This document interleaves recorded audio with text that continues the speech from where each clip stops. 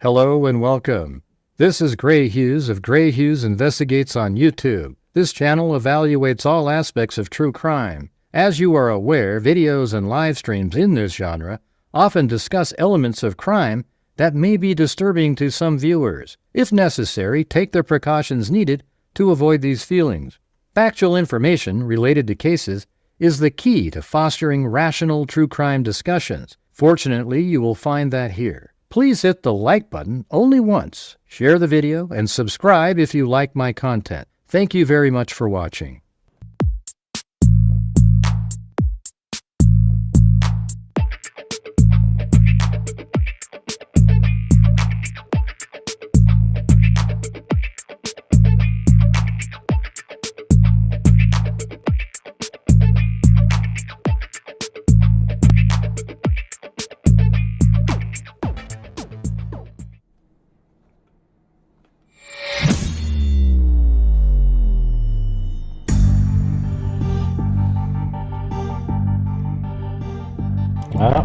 Well, there they are, the little rascals.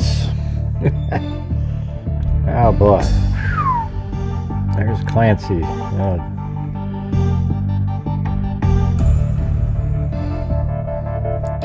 Wow.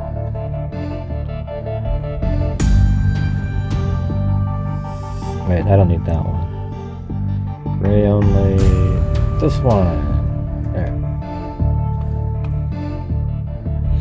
Although I guess if we use this one, you can see when you guys buy me all the coffee that you're going to buy me tonight, you'll see it show up on the screen, I guess. Well, the docket sent me the response. I'm not sure what this is for. This might be the wrong. I don't know if this is. Hold on a second. Oh, well, I guess this is, never mind, I think I screwed up. Looks like it was for something else. I thought he was sending me the state response for the, hold on a second. I thought this was for Delphi. I thought it was Delphi. I think it's something else. I was actually going to do a show about Delphi tonight and talk about all the stuff again with everybody.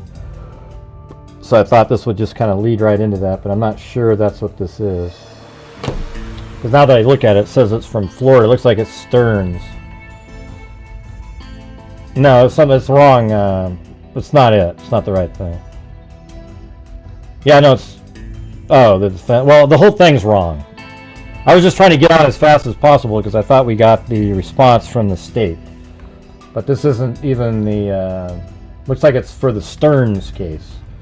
Which is weird because... What response is there in the Stearns case? Do you guys know anything about that?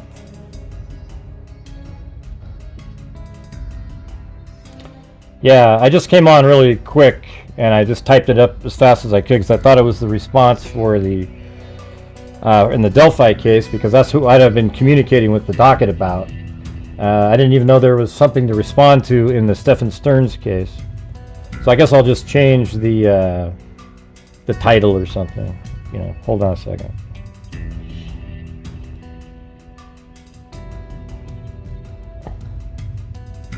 You guys want me to go over whatever that is, though, for the hell of it?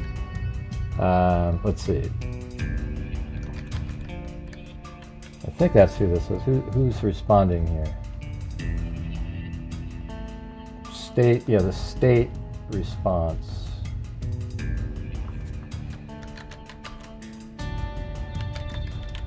I didn't have time to look at it. I was just like, oh, wow, okay, cool. State responds to... I don't know. I'm not even sure what do you guys want. I wanted to talk about the Delphi information. So if you guys want, I can just go over this really quick to see what this is. And then, you know, we'll switch over. I'll switch the graphic out. Well, the graphic, I think, is... I just have to change the words on the screen. I guess that's what happens when you try to get out really fast. I don't know why he sent me something not related to the...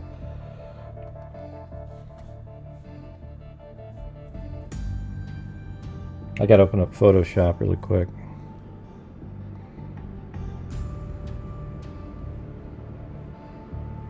Yeah, I mean, this is a state response, but it's for a different case. Sorry about that. State's response to... I'll just change this to Delphi conversation.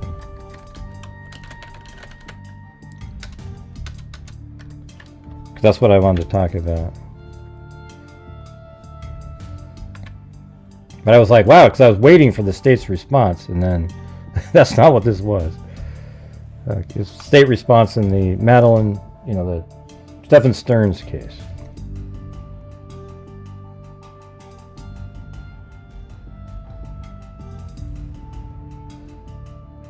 I'm just changing the image really fast.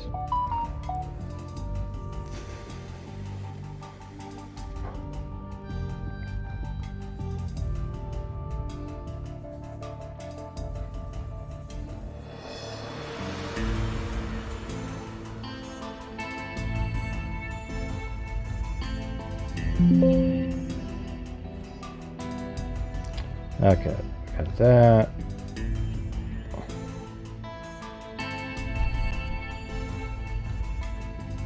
It's hard to fix something live when you're, 'cause it takes a minute to get everything in order, and then you go, okay, and then you can go, and then you have to stop, and unfortunately have to go through and change a couple things.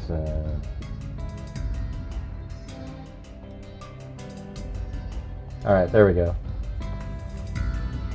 All right, the thumbnail's fixed, but it won't be fixed on Facebook or anything because it's in the cache and it keeps using the same one. Same thing as Twitter, etc.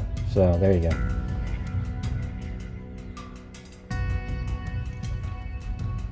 All right, let's see what this is right here, though. We follow this case too, so this is for the Stephan Stearns case. In state's response to defendant motion to modify jury instructions regarding the defendant's burden of proof. Comes now the state of Florida. I mean, what in the hell would Stephan Stearns have to argue about? You know what I mean? Like, what is the what in the hell argument would Stephan Stearns have in his case? Doesn't even make any sense. On April 24, 2024, the grand jury returned an indictment with one count of first-degree murder and a capital offense. The state filed a notice of intent to seek the death penalty on June 7, 2024. On December 18, 2024, the defense filed the defendant motion to modify jury instructions regarding the defendant burden of proof. The defendant submits that the standard jury instruction 7.11 impermissible imposes a burden upon the defendant that Florida statute does not. Therefore, the defendant claims the jury instructions are a misstatement of the law. I talk about technicalities, you guys. Jesus. The defendant specifically references Florida State 921-141 in support of his argument to modify standard jury instructions. I mean, that's so weird that he sent me this email. We did do one regarding...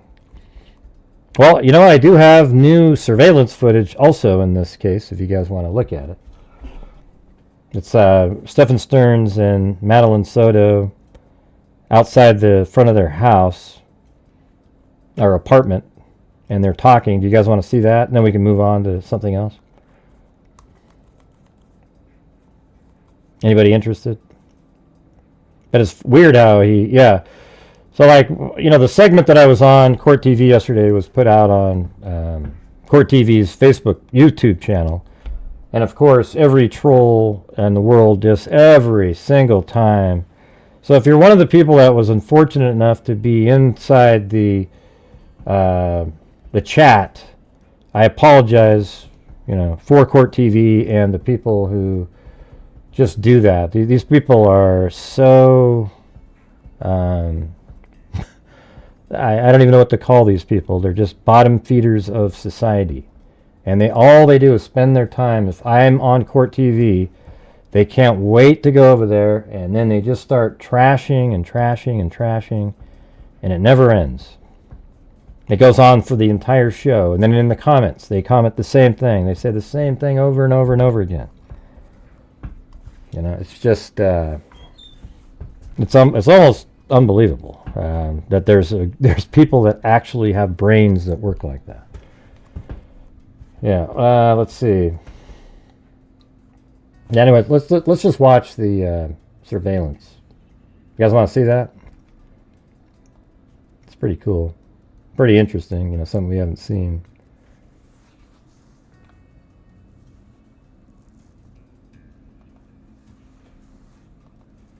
But hey, guys, don't forget to help support the channel if you have the ability to out there. And also, you know, there's coffee you can buy me. If you type in coffee in the comments like this, you can do super chats. You can do, you know, whatever you have the ability to. But I would appreciate the support on the channel. Now that right there, what I just said, that is what the trolls hate. That I actually go, hey everybody, could you please help support the channel?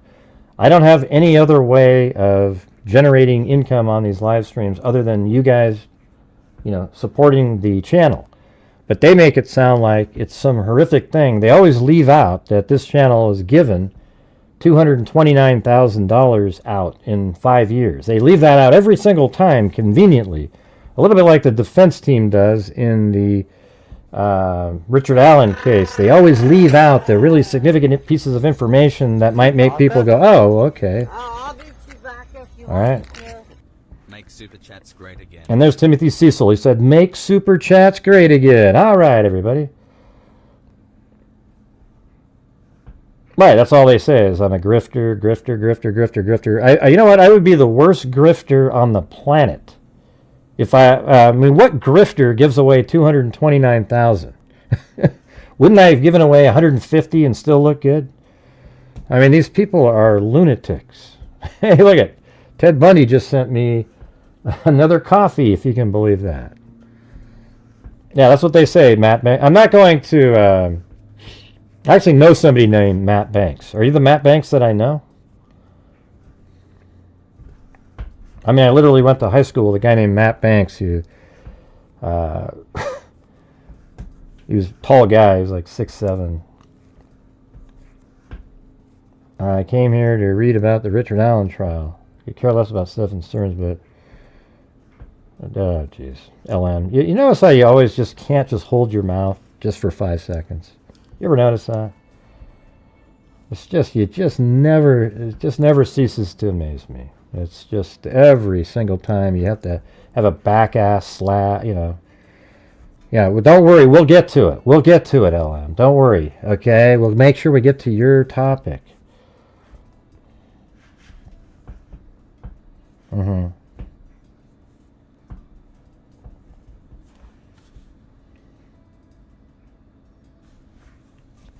Well, anyways, thanks, Timothy Cecil. I guess you didn't make it great again. All right, here we go. I just want to see what they say. Yeah, it is embarrassing. These guys are ridiculous. It's not embarrassing for me because I just look at them and just go, wow. You know, if people want to believe what those guys say, you go ahead and do it. All right, you go right ahead.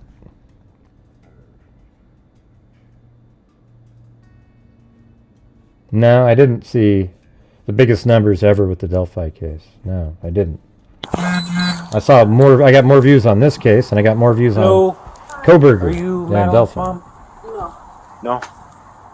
Are you Madeline's mom? Yes. Did she come home? No, I don't, just say no, then, LM. I don't need your explanation. No, you do that just to be rude every single time. No. Did she Yeah. take anything? That's how you are. That's what your personality style is. You're a rude person. You Madeline's mom? No. No. Let's see. Here we go.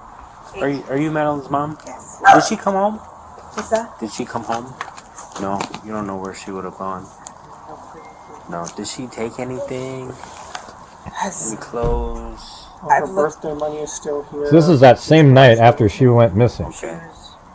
So nothing that she like took with her and went somewhere else. She wasn't really missing, though, but he killed her. Is there any place that you guys think that she would have went? Any friends' houses? The only friend I could have thought was Sage Ellis, but I think Orange County PD already went to her house and Okay. talked to them. Okay. What's that address? Just so I can make sure they already checked there. So they're trying to look everywhere they can. Of course. First name is Sage, last name Ellis? Yeah. ELLIS. Okay. Let's see if I still have Google Maps pulled up to her address. Let's see. I guess that Matt Banks guy was a troll too. They just disappeared right after their one comment.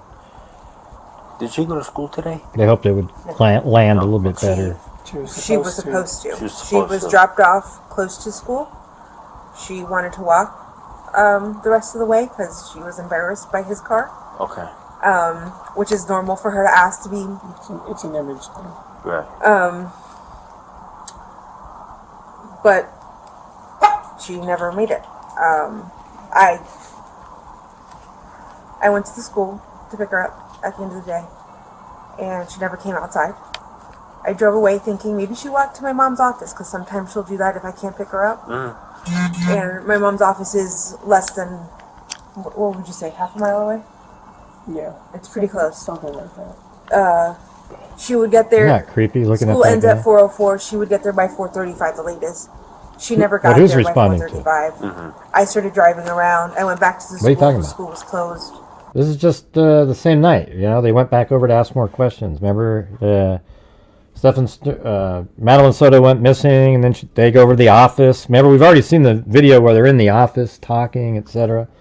This is even later that same night. Well, you know, it's like 26 is when they were in that office. Into the evening, then they came home, and then now we're at 12:11 a.m. I don't know what you mean, man.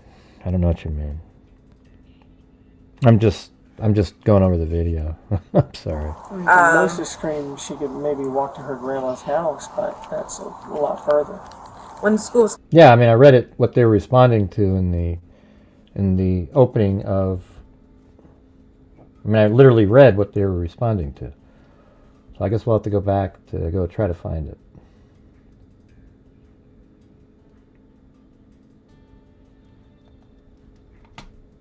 Let me stop the show. Try to find that. Don't know where it is. I've lost it. Is it in here? No, not there.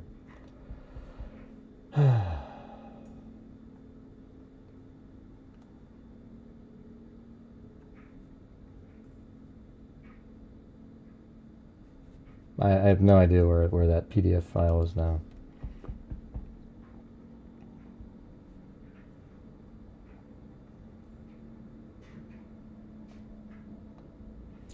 State's response to defendant's motion to modify jury instructions regarding the defendant's burden of proof. That's what it was. That's just something, it was almost meaningless, so I just said, screw it. It's not going to mean anything, they're just, Ocean wave. Ocean you know. wave. And I read through the procedural history of it, but then I felt like, okay, this is really boring. You know, but what they're responding to is a response to the defendant's motion to modify jury instructions regarding the defendant's burden of proof. It's just a motion. Okay. Hey, thanks, Amber Maiden. Yeah. closed, I realized something was wrong. I called Sage and I said, "Hey, did you see Maddie today? Or is she with you? Because I can't find her." And she said, no, she never made it to first or second period. And I said, "What do you mean? I dropped her off at school." Thanks, Amber. And she's like, "She never made it to school." And I said, "Can you please check with the rest of your friends, see if she made it to any of her other periods?" At this point, I messaged her teachers directly, and I asked if any of them saw her. 2 of them responded to me. One of them told me she didn't make it to his period, and he also checked her attendance for the rest of the day. She never made it to any of her periods. This is when I knew something was truly wrong, because she was dropped off by him close to the school. She should have made it to school. At that point, that's when I called 911. This was around 4:35, 4:40. Police did not show up till 7:30, I want to say. Up in Orange County? Up in Orange County. Okay. And then at that point, that's when all the questions started happening. And then he took them to where he dropped her off. Someone in an outfit she was wearing sit in their parking lot for a little bit, like take a break from her I just walk, sent you the, 'cause she was early the for PDF school, file, Zozo. and then get up and then leave towards the school. That's as far as I know. Okay. But yeah. Okay. It sounds like her story is always consistent. You ever notice that? No, you're fine. Like every time she says something, it sounds the same and consistent. And the reason it is because it's the truth. It's easy to say the truth over and over again when it's the truth. Now, the people that don't like her will say, oh, she rehearsed it over and over. No, she didn't. She didn't, okay? She's telling the truth in her story. And that's why law enforcement does not believe that she's involved in any way with what happened to Madeline. Okay? That's the reality. Hey, look at Ted Bundy keeps sending me coffees. Who else is going to send me coffees? Come You on. guys got a lot going on. I have a serial killer sending me coffees. Did she take her school laptop with her?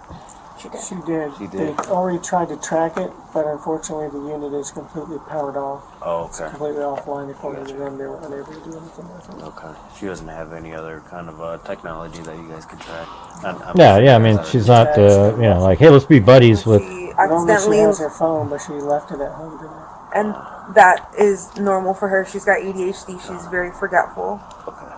I always have to remind her. We're kind of forgetful too sometimes. I believe. No, this is that. Amber just typed in, never thought I would say this, but thank you, Ted Bundy. That's pretty good.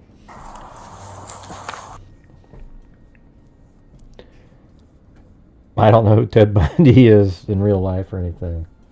How do you spell that? Let me see that. Gotcha. And what's a good phone number for Sage, if you guys have one? Yeah. Should have.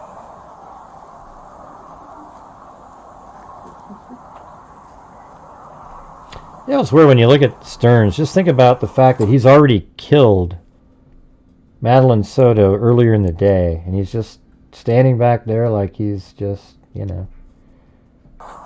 almost just normal. He's pretty good at just... Okay, no other family in the area except for... he's a sociopath. All the existing family already up at the office and met with the cops. Yeah. The only other closest family member is my sister. She lives in the next neighborhood over. If you were to exit the back gate. Next door, right over here? Yeah. Okay. So if you exit the back gate, the first neighborhood to your left, I think it's Yeah. called Plantation. She lives in The there. office too. Okay. But yeah, I just got she this today, so I thought I'd show it to you. And she was the one who actually went through her phone and her messages and was trying to see if there was anything weird. Yeah. We didn't see anything too weird. Nothing weird. You guys haven't... No, had they would just pick recent apart. Yeah, they would pick arguments? apart just because they could after the No. fact. Apparently, His arms being on crossed don't mean a February damn 2nd, thing. She sent a few messages to a friend stating that she They always, went they're great away. after the fact. Oh, look at his arms But there. it must have been after. I even saw that, but I When the didn't comment messages- because I know we how must have been stupid it arguing, or sounds. I must have said something that upset her because she was very upset in her texting Yeah. friend. But Do you guys still have those? Or no? yeah, I'll post this by itself tomorrow or something, so people can just watch it. All right.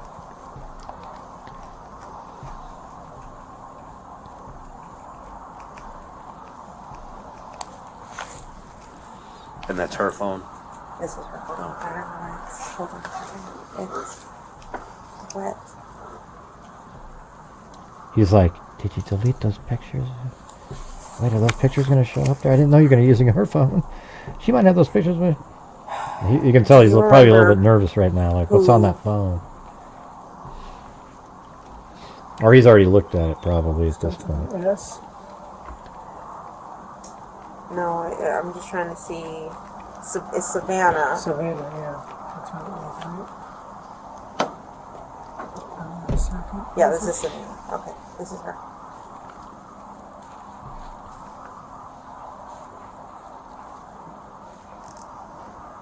See, I don't recall getting in a fight and saying this to her, but That'd be sure, words. we'll say that. I know.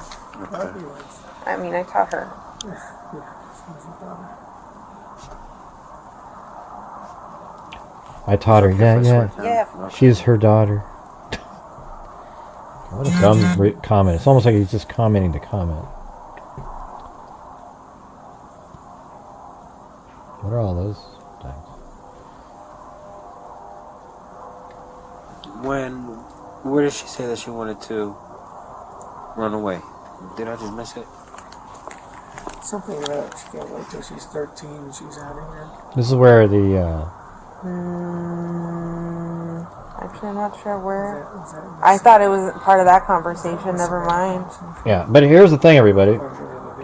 If Stephan Stearns had nothing to do with it, and let's say we were already on to somebody else, like you already knew somebody else did it, nobody would go look at him and go, "Oh man, he's actually the killer. Look at the way he's moving." I guarantee you. All right, this guy, when he was in that Jennifer Soto's mom's office, he looked like he was just a regular dude in there, trying to help out, doing stuff. And I think that's creepy. That means he's an absolute sociopath, you know, and the way he talks, like just, you know, matter of fact, trying to help out and so forth. You know, law enforcement was probably onto him because of the circumstances. But, man. Now, you're going to hear those people, like, you go listen to Behavior Panel or whatever the hell they're called. After the fact, oh boy, they pull out everything. They can name every single thing that he's doing. You know, look at his left eyeball twitched, you know. But in reality, they wouldn't know. I guarantee it. But after the fact, boy, they're great at it. Her cousins out. That's why they always do it after. And then the ones that You guys are remember during, what she said? they're never She quite said she sure. wanted to The gist run of away. it was she was mad at her mom and she can't wait turned 13 and like she was literally Run just away to gonna the run away woods. to the woods. That's what she so said. what we could try and do, That was the gist of it. search. If you remember what she said, you could try and type that in and it'll. So she said, "Run away to the woods."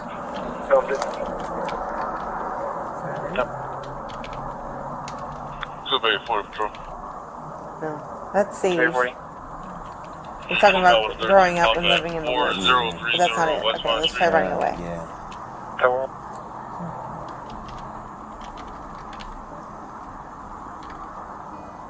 Nothing running away. What about just run?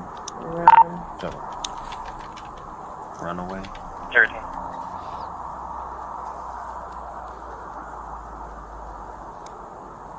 No. Let me try it as one word. No.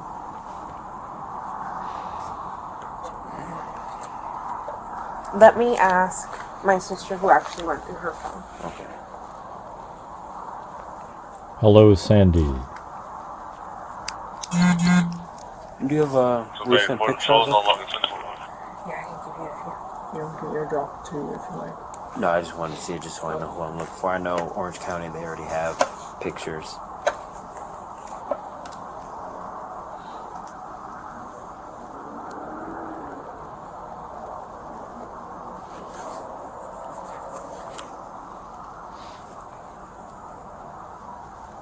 I mean, right there, right? I mean, you just look at him. He's just chilling out. And definitely after the fact, they would mention his arms being folded. I mean, it's obvious you just see it, but anybody could do that. I've seen innocent people do that. I've seen innocent people use past tense. Okay. Would you be able to text that to my phone? Just Which one is because the you don't do it, best recent Gray. picture? The most recent was this one. Okay. Do you wanna? I can They're all very much her. Okay.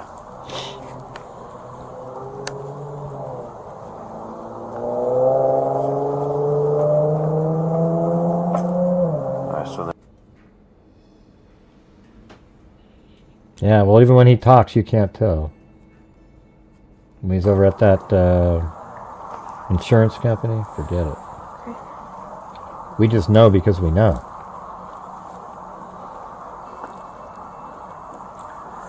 This is just Stephan Stern's body camera, new footage that came out.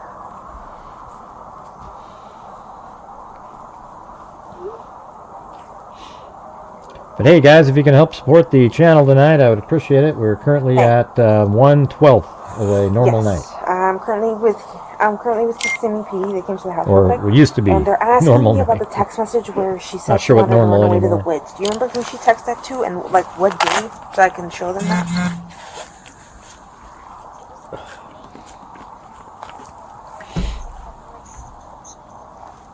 Well, see, when I went to what I thought Tall Goblin, February 2nd, where she said, what did she say? Where she talked about, like, me acting up and that she don't want to live with me, or that I said something about kicking her out before she turned 18, or when she turned 18.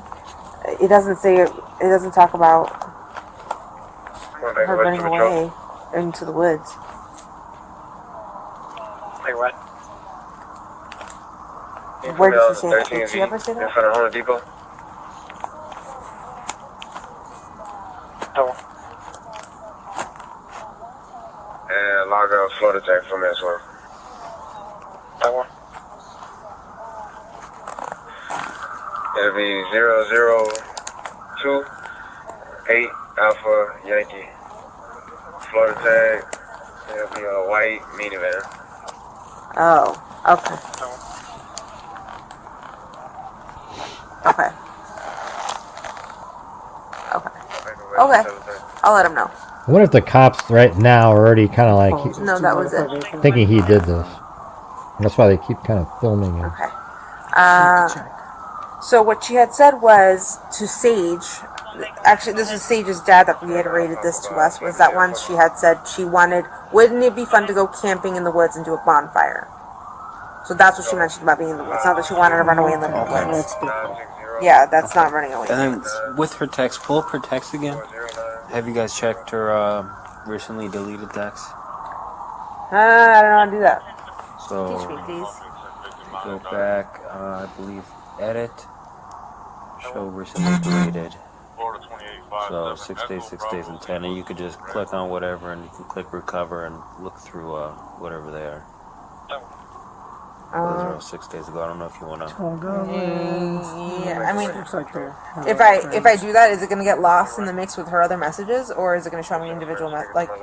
I'm not sure. You'll I probably actually just haven't. shuffle it back into the list of messages. Let's try this one because So- we don't know who this person is. Okay. Yeah, try that one. Click recover, Cover message. so then go back, and you click done, and then Remember you don't recognize? That's it 6 days ago. It's not there. What was 6 days ago? What day of the week?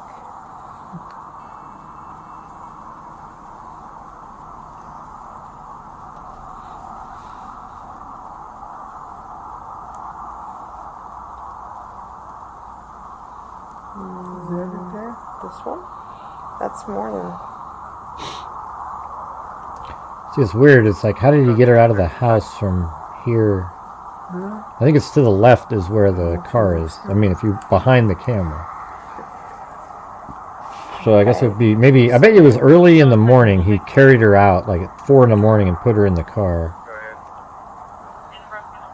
I think this was the number. I'm not too sure. I think it was too. But it was I just- think it looked like it, but it said that there was only one I recall message. that there was a 7 in it, so.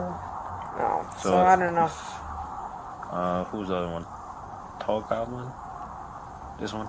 Or Yeah. was it the one with the S? Door.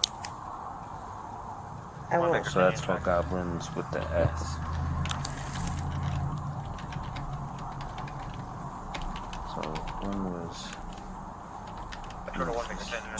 Friday. Is that a group chat? That does seem like a group chat. Yeah. Yeah. She went to a lot of group chats, I think. Especially when she was gaming. So when 6 days ago, I wonder if it'll just say 6 days ago. 6 days ago, what was happening? Just goofy shit. The 21st.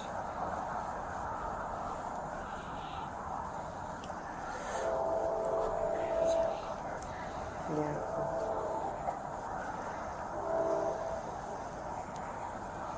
Oh, 19.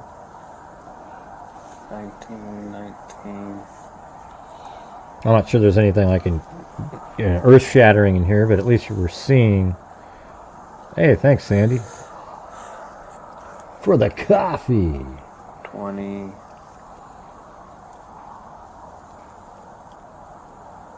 Wednesday. So we'll look between. Oh, and Susie Clue too. Wednesday and the 20th.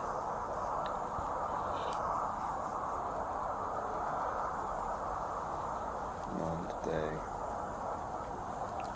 Thank you, Richard Watts.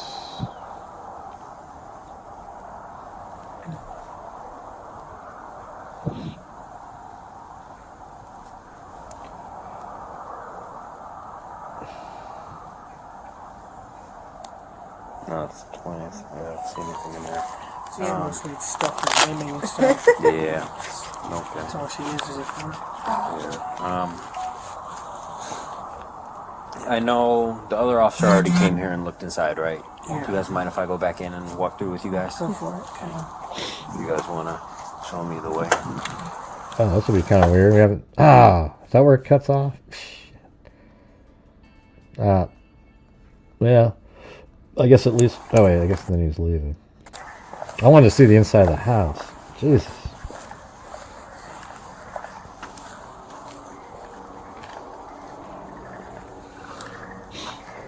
Wow, that's the car, right? Is that it, or that's the other one? There's Stearns lurking in the background.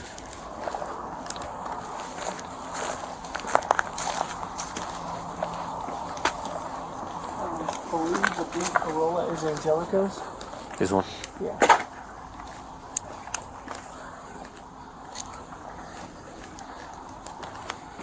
He was trying to get him off of the other car. Like, yeah, how about this one over here, Angelica's? So Logan is mine. Well, it's actually my parents, but Well, no, that's the one he was using right there. Right? Isn't that the This one? is the one that she said she doesn't like to ride in? yeah, this is the one she was Yeah, embarrassed to well, get that's the one he dropped had her off, in right so there. I That's was that crazy. age, I understood. I got you. Forgive the. I want to watch that part again. That's the one that she was in right there. Okay. The silver Lincoln is mine. Well, it's actually my parents, but I'm driving the car right now. It's in better condition. This is the one that she said she doesn't like to ride in? Yeah, this is the one she was embarrassed to get dropped off in. So Okay. I was that age. I understood. I got you. Forgive the donut there. I got a flat tire earlier this That's afternoon. fine. You might want to put some and cover the firearm in there. Someone will steal that, man. Oh, jeez. Yeah, I stuck it there when I was changing the tire. I got you, yes.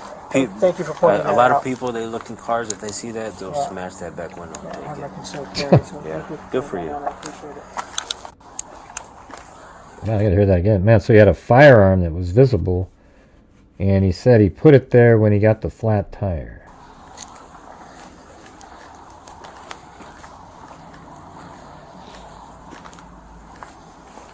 Okay. And the silver Lincoln is mine. Well, it's actually my parents, but I'm driving the car right now. It's in better condition. This is the one that she said she doesn't like to ride in? Yeah, this is the one she was embarrassed to get dropped off in. So Okay. I was that age. I understood. I got you. Forgive the donut there. I got a flat tire earlier this That's afternoon. fine. You might want to put some and cover the firearm in there. Someone will steal that, man. Oh, jeez. Yeah, I stuck it there when I was changing the tire. I got you, yes. Thank you for pointing A that lot out. of people, they look in cars, if they see that, they'll Yeah. smash that back window Yeah, I and have my take it. concealed carry, so Yeah, thank you good for pointing you. that out. I appreciate it. He said he has a concealed carry, and he goes, "Good for you." Are these all the cars? I believe. Which it is a good this thing, is but- the other car. This one? Maybe not a guy like you.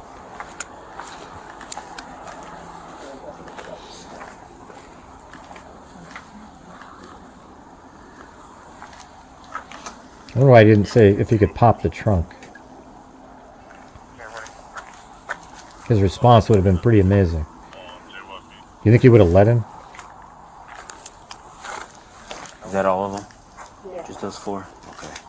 Because she was in that And trunk. go head over to Sisters. What is her name? Stephanie. Stephanie. All right, I'm gonna go over there.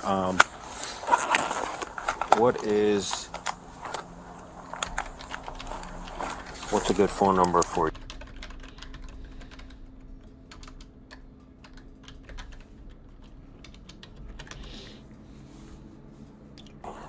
Okay.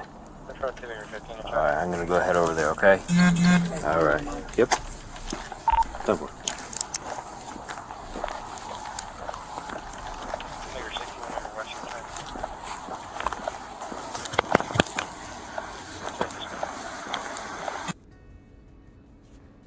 Well, there you go. That's it.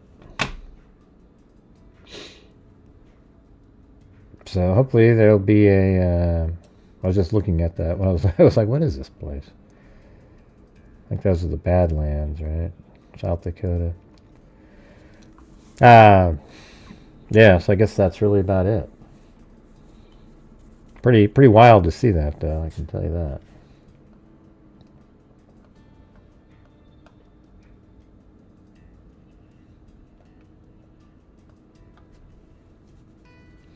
But anyways, what I wanted to talk about more tonight was the kind of go over the,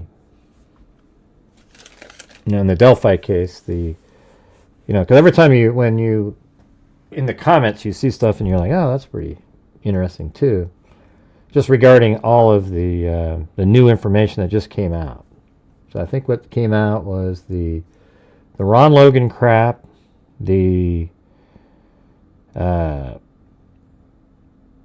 van timing, then also the FBI person saying that there's no way that a human being had to have plugged something into the phone to make it look like the headphone jack was plugged into.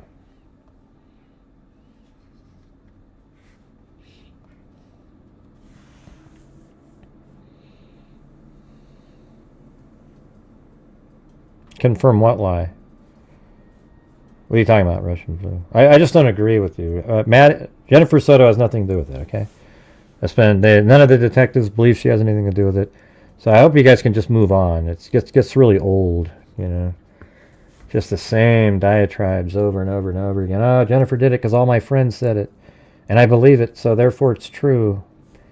I'm sure law enforcement also thought that, but then after a while they realized she had nothing to do with it. So I hope we can just move on from that. I think that'd be great. Yeah, I did one earlier. Well, I put a video out earlier. Then I did the Koberger show, and now I'm doing this show, and we're currently at what used to be, we're at like a quarter of the goal, and this is the third show that I've done, something produced on YouTube. So if you guys have the ability to help support the channel, that would be great. If not, I understand. Times aren't very good. Thanks to Peggy on PayPal. Then we also had Sandy Shirley on Coffee, and Susie Clue, and like I said before, we had Ted Bundy. I guess Ted Bundy did another one. Ted Bundy did another one. What's going on, Ted Bundy? I wish I knew who Ted Bundy was. The one that's currently here, because the real Ted Bundy isn't alive anymore. Thanks, Sally Kate.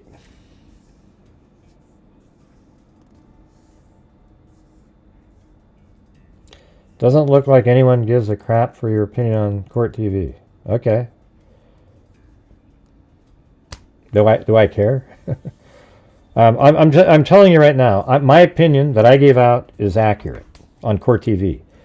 And in fact, I even corrected an error Court TV made that hurt my ability to argue it, because I have integrity. Those other people do not have integrity.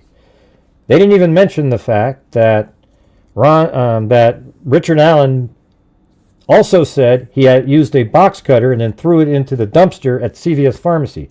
How come none of them mentioned that? Gizmo? What a idiot. Let's see. I'm sick of people on Court TV chat. Yeah, that's all they do over there.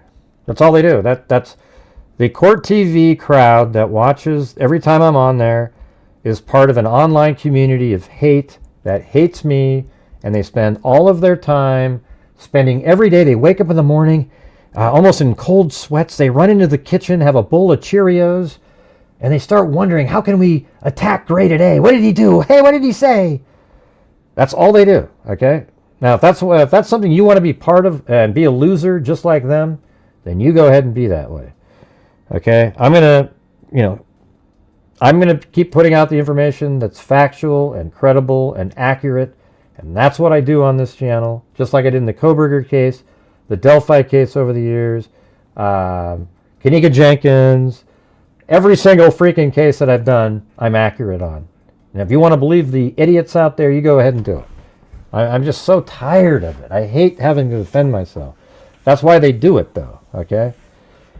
It's because this is what I have to deal with. Idiots like Gizmo up there who show up in here, oh, no, I was just saying, Gray, the passive-aggressive type comments, you know what I mean? And Gizmo is one of the people that got a free membership on the side, one of the ones that stole it from one of the people that couldn't afford it. Hey, thanks, Stephanie, and stage left even. Heavens to Murgatroyd, exit stage. Well, I think it's heavens to Murgatroyd, exit stage left even. Or is it? No, I don't know if that was it. Exit stage left even. Who said that one? Wasn't that like Snagglepuss? Wasn't that Snagglepuss who said that? The cougar, whatever the hell that was. Yeah, well, there's more people in the true crime community that like to be entertained and go for the craziness. Bob Motta is not being intellectually honest with his viewers, nor is he intellectually honest on the show. Okay, when he's ever on TV, he always leaves out really crucial information. When I was on last night, I said exactly what. Okay, so on last night's show, if you watch it from the beginning, Court TV said that Richard Allen's confession was like this: that he took the girls down the hill and crossed the creek. Then on the other side of the creek, he killed them because he got scared by a van. Well, that's actually what the story should be based on the information from the surveillance camera, but I know that isn't accurate. So that would have been great. I'd say, yeah, I totally agree with that. And here's why. Look at that. The camera footage is at 2:44. But I go, no. In my mind, I go, I can't do it. So I set it straight. I go, no. Richard Allen said that he took the girls down the hill. And he said he was going to assault them down there. Then a van drove by. And then he took them across the creek and killed them on the other side. And that's why it's a contradictory to the surveillance footage, which shows where that story he told would have all been over by 2:32 when the phone stopped moving, around that time. The surveillance footage shows the car driving by at 2:44, and then FBI ping him at his house at 2:50.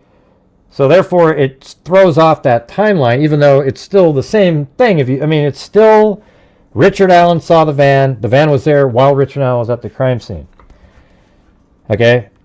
But I'm not going to pretend that an error is correct.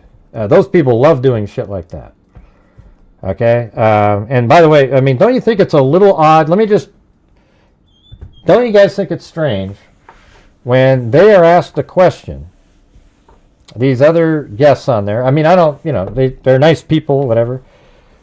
But it seems so biased because when they said, when did you hear about the box cutters? And you know what they said? Well, I remember the medical examiner bringing that up. And then also now we have Ron Logan saying box cutter. All three of them, 3 people, none of them said, well, Richard Allen also said there was a box cutter, and he threw it into the CVS Pharmacy dumpster. Don't you think that there's something wrong with that? It's just totally intellectually dishonest, and everyone cheers them on like it's the greatest thing in the world. Oh my God, it's unbelievable. And I get in the comments, I get held for it. I was honest. I said, yeah, it changes the timeline. Okay, if that's accurate, it changes the timeline. But it still means that while they're down there, during the crime at 2:44, the van drives by. He still saw the van. He's the only one that saw the van. So maybe his remembering 5 years later of when the van startled him is off. That's the truth of it. Yeah, I mean, I do too, but it's more entertaining for sure, having an opposite opinion. But I don't know, and I think they get it, right? I mean, look at me. The last few cases, I'm on the wrong side of the masses, but on the right side of facts, and I get punished severely for it. My channel has been doing, hasn't been anywhere near the super chats and so forth that it was. You guys, I don't know what it is. It's just like the support for facts isn't as much as it is for lunacy and keeping everybody excited and entertained. Yeah. Every single case. There hasn't been one case that I can remember that I was like totally wrong and just whoa. Okay, even the Justin Ross Harris case. That one, public opinion, and actually I could say the same thing in the Trayvon Martin case. That case I had it right, how the case should turn out to be, even though I don't like Zimmerman. I think he's a crap, he's a pile of crap. Then also in the case of, what was the one? Oh yeah, so Justin Ross Harris case, the hot car death case, right?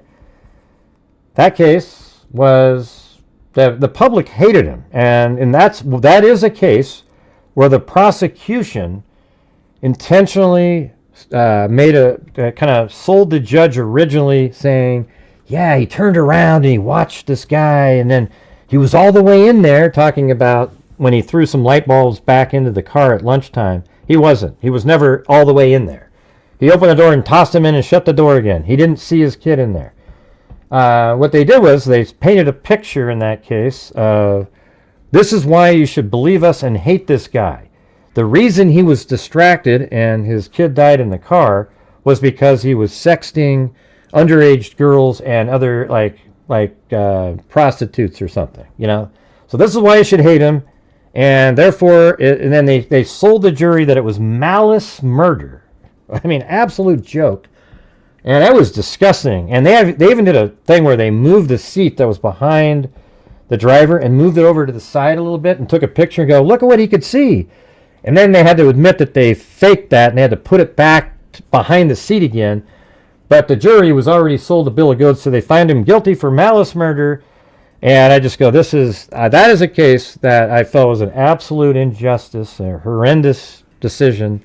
And then, not too long ago, like a year ago, the Supreme Court overruled the verdict in that case. And I was like, boom, see, that's exactly right. So it was cool to see that the justice, and he still has to serve his time for his underage sexting stuff. But the malice murder on that was a joke. Okay, I mean, it was unbelievable. Hey, thanks, Karen, for the coffee. All right. Anyway, so see what I'm saying? Even that case, I would say, wouldn't you say, Elizabeth, that in that case, it was like 20-1 and we were on the one side? Because True Sleuth was exactly the same opinion that I had. We saw all the crazy stuff, the preliminary hearings and the just total lunacy that was being done. And so that's a case where the prosecution sold a bill of goods to the people. The Delphi case isn't one of those cases. That isn't one where you look at it and go, oh, wow, that's just okay. Richard Allen places himself as Bridge Guy, and he is Bridge Guy. And he admits to being Bridge Guy. That's where the difference is. Anyways, so anyway, if you like that, then this is a channel to support. Not the other ones that just sell a bill. He's a lawyer, so he knows, Gray. He knows how to sell crap to you, is what he knows how to do. Yeah, that's when me and Elizabeth met. What year was that? Like 2016 or 15 or something? Having watched the trial, I changed my mind. I thought you changed your mind, like even like during the preliminary hearings, or maybe it was during the trial we met. I don't know. Yeah. Huh. Interesting. So, anyways.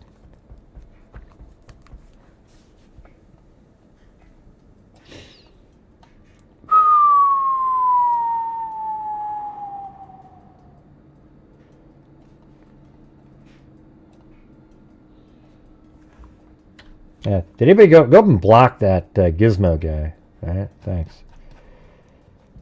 You know how you know when you can block somebody? Is after they make their comment, they don't respond again because they're trying to hide.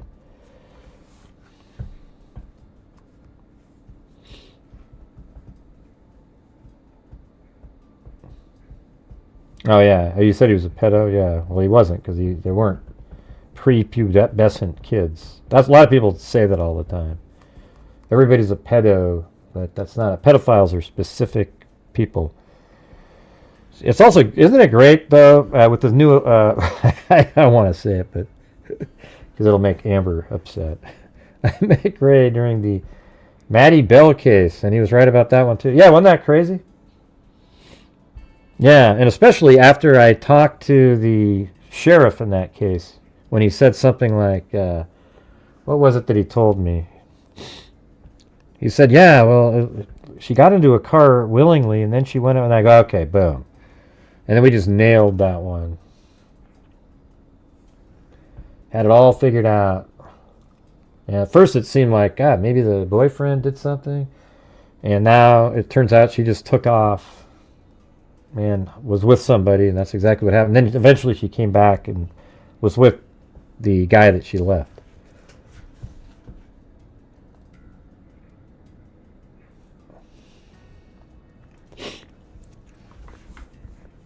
Yeah, so what are the things that bother you about the... So he brings up the Ron Logan stuff. And Ron Logan, it's so irritating, and I'll tell you why it's irritating, is because it seems like they're changing with the wind who their suspects are. So who's this Ron Logan? Ron Logan now is apparently Bridge Guy because he was talking, he said he was there, he told somebody, he told a criminal, and the criminal told a polygrapher who wrote down what the criminal told him he said, and then during that time was doing a polygraph test on that guy, and he failed it. I mean, my God, can you think of something worse to use as leverage?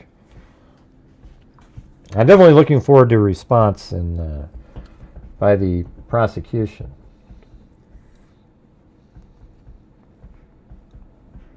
And then he says that he lured the girls down the hill, or when they were down the hill, he said to, hey, do you guys want to see my horses and rabbit? The younger one was like, yeah, let me go see him. What? You mean after Abby said, he's got a gun, don't leave me up here. Where do we go? Oh, I want to see your rabbits. Yay! Who in the hell would do that?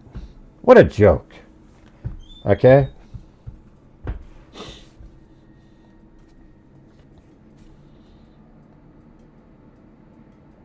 The people who like you have integrity and are a better quality group of people with good character. That's what Karen wrote. She also said, Gray is, it's unfair. You need to be a subscriber for an amount of time on court TV, so the public can't go over there when you were on and stick up for you. Yeah, well, make sure to hit that subscribe button over there so you guys can go over and stick up, but it just goes on and on. It's like a... We should go see if I can find it. It's probably already uploaded. You know, maybe we should go watch that. What do you guys think? I mean, that wasn't that great. That wasn't one of my better episodes, I don't think. But I had so much more to say. It was all swirling around in my mind. I wanted to do the Ron Logan part, not the camera. You know, I wanted to say, like, why didn't... Okay, so the Ron Logan part was left out of trial because there was no nexus that they proved. But why didn't the defense show the same document when it was trying to prove that there was a nexus? So I can't imagine the judge accepting that. It's a horrendously... Do you think there's... Let me ask you guys something. Is there any judge in the world that would accept double hearsay? The second source is a polygrapher who is actually, you know, took notes of what the person he's reviewing with, you know, doing a polygraph test on, and then found the person to be not credible, that he didn't pass the polygraph test. So not only is it somebody writing down what somebody else said that somebody else said. I mean, it's just so stupid. There's no way in hell the judge is going to give a shit what that said. And I don't care if it said box cutter. In fact, somebody just sent me some sort of a theory that somebody wrote in 2019, had a lot of errors in it. But you know what it said in it? The girl wrote, no, they probably used a sharp object, perhaps a box cutter he had on him. It's like, my God, that guy, she must be the killer too. Holy crap, everybody. That must be the killer too, because she wrote box cutter on there. Whew, wow. That's amazing. Anybody that brings up box cutter has to be part of it. Yeah, hearsay isn't even admitted, but double hearsay? And then the source of the original hearsay has been deemed not passing a lie detector test. I mean, are you talk about grasping at straws? So, okay, you throw that one out. Okay, yeah, we're going to throw that one out. Defense, okay. But it's the timing thing now. Wow. That timing, it's amazing. That timing at, it says 2:44 now, instead of, it would have been 2:24 when he drove by originally. You know, when the original story, if he had just gotten off of work at 2:02, you know, maybe gets to his car, you know, 2:02, gets to his car in a couple of minutes, takes 20 minutes, you know, all of a sudden now he's there at 2:25, right? I'm driving by at 2:44. And then here's what I would ask the defense team, and I know the answers. You guys had this information before. It would have helped your theory about how he was making up stuff to, you know, because he was tortured in prison. He was just making things up. So why didn't you bring that up? And the answer is because that's a white van and it doesn't fit. What's going on? Are you guys, am I still on? Oh yeah, one of the things is that they tried to sell that Brad Weber, he went out and started servicing all of his oh, maybe it's that one. I think I'm here. Okay, hey, thanks. Crimezilla. Yeah, I think there was something to do with this chat. It kind of freezes up Chrome. I think what I need to do is start using Firefox for some of this stuff. How's it sound now? Does it sound now okay? Or maybe I need to change.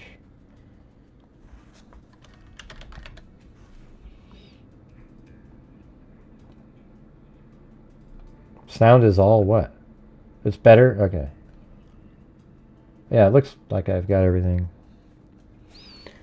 Yeah, because all of a sudden my screen went black over here. So, let's see.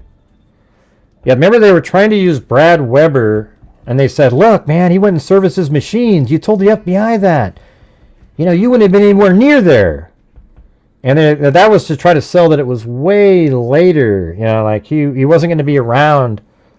But it turns out they have him on camera at 2:44. They knew that, though. They even knew that before they went to trial, the defense team did. Hey, thanks, Crimezilla. But they didn't want to bring it up at trial. You know why? So they made a calculation. They said, listen, if we bring this up, you know, to prove that, you know, he doesn't tell the truth in his stories, we're also acknowledging that a white van drove by during the time where the killer would be still at the crime scene. So we can't really bring that up. Plus, we want to make it seem like Brad Weber, too, when he was driving underneath there and the girls had to go down the hill, that he's a possible suspect and that he could have picked them up. Okay, so but if we bring up 244, that's way after they would have gone down the hill, so it doesn't make sense at that point. So we can't bring that up. See, they did all of those thoughts. I guarantee it. They just chose that they didn't want to put that out there for strategic reasons, and now they're bringing it up again to counter the prosecution's story, the one that they let happen because they too wanted a different timeline. Hey, thanks, Jeremy Pearson and Crimezilla again. All right. Jeremy Pearson gave memberships to 7 Beauties, Coco 20, Ordinary Life Does Not Interest Me, one of the longest names in YouTube history, Ali Kohler, and are you related to the Kohler sink business, you know, the faucets and so forth, and Mentranced. Oh, look at that, then Crimezilla just donated 5 memberships. All right, to Gina Marie, Paul Ayers, Magic Dance, Debbie, and Skilo. Thank you for being so generous there, you guys, and giving memberships out. Very cool.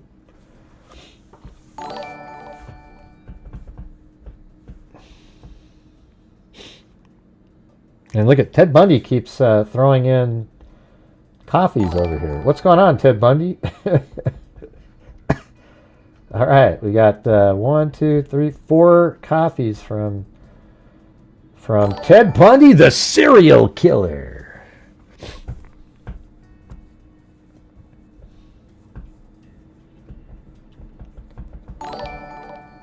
Do you guys get what I was saying, though?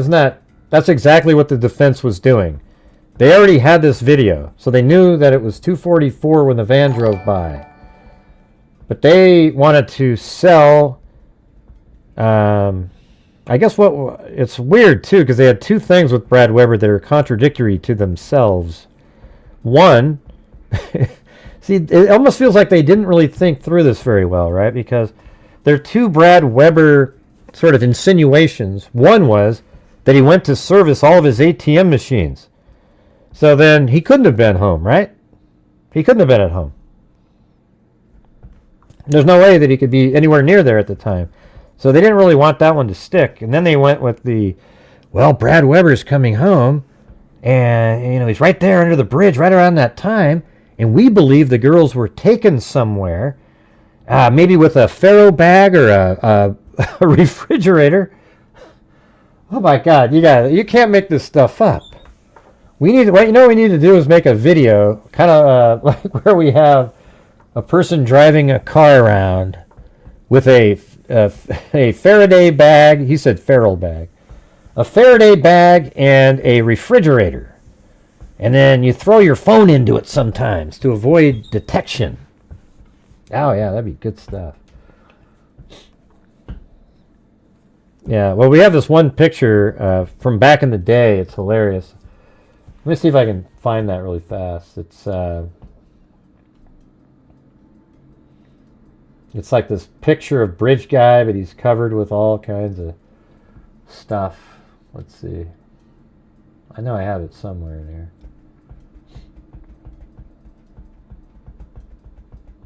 Oh, there it was, right there. See, this is what people were. This conspiracy nonsense is not new. This image right here was created. Let me right click on it. What year? When was this?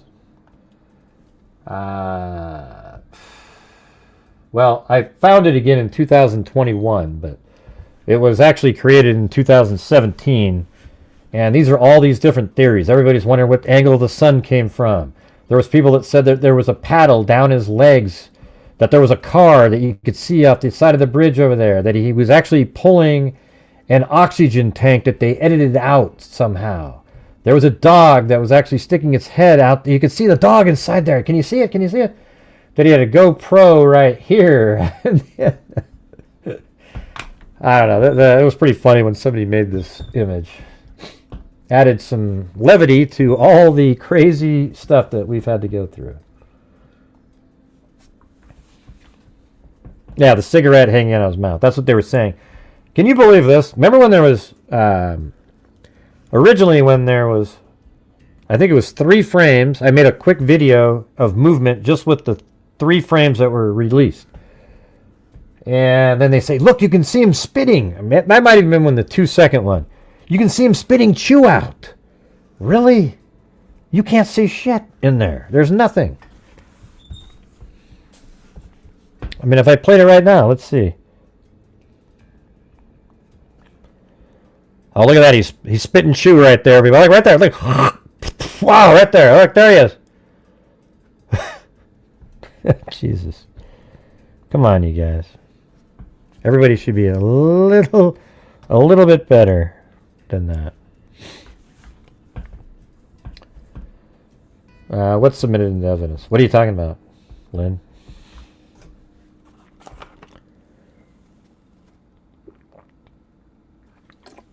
That was your first comment, so I don't know what you're talking to other than about. It's all submitted into evidence.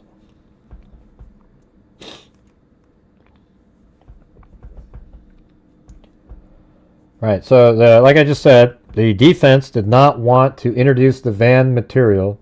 I think that they should be actually brought up on sanctions for not defending their client vigorously, because that means that his story that he told Dr. Wallach could have been immediately refuted by saying, isn't that, don't you think that they should get in trouble for that, you guys?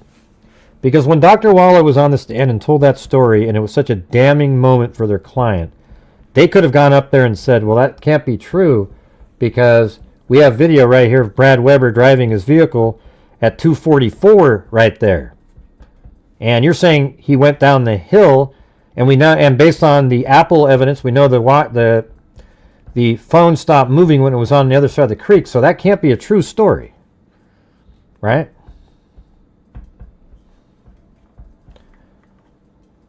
Right, that's exactly right, Mark. Yeah. And that's why they said they'd do it for free, and then they go, we'll get our money. Let's keep making our money. Did you guys hear what I just said? I don't even remember what I said now. It was pretty good, though. Yes, his ping was at 250. I know, we said that already, Lynn. Must have missed the beginning of the show. Yeah, so at 244...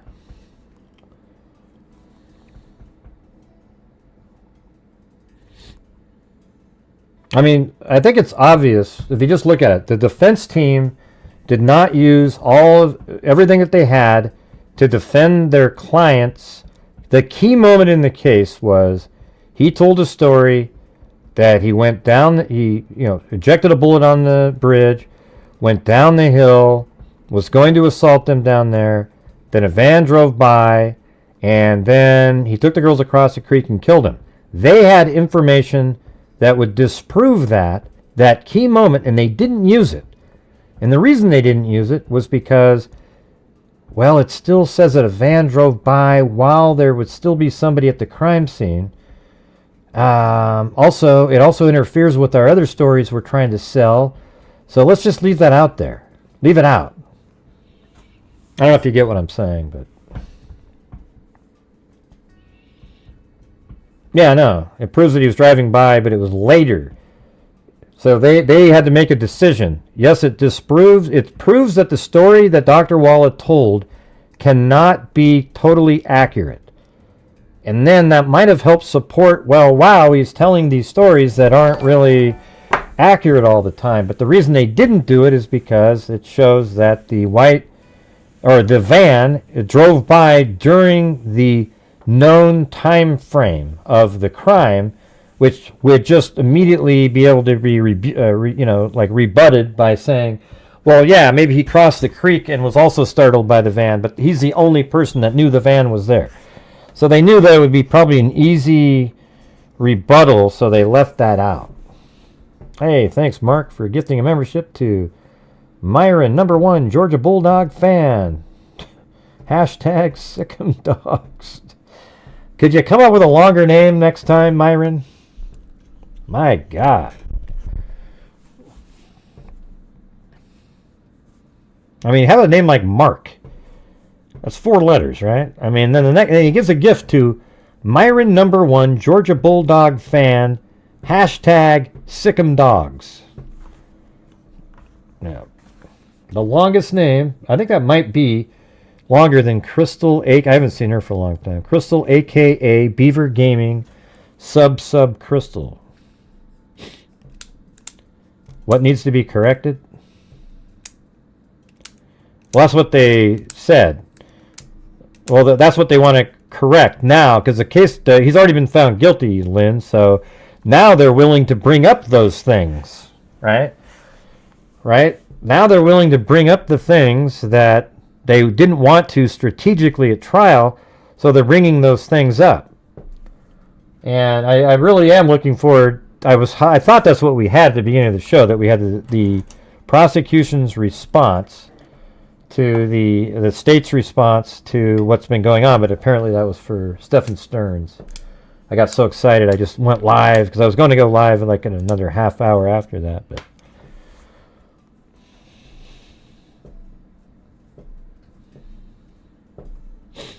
and then also you have the expert, the FBI expert, claiming that there's no information out there that shows that a headphone port could look like, it could look like there was a headphones inserted or ejected by water. That's just not true. The Apple reports on it. You can actually find the information online. So, all you'd have to do is get one of them, and they say, yeah, it's a known thing. If a little water gets in there, it doesn't cause water damage, but if a little water gets in there, it just has a connectivity that makes it, see, when you put the plug into the port, it actually makes a connection of electricity.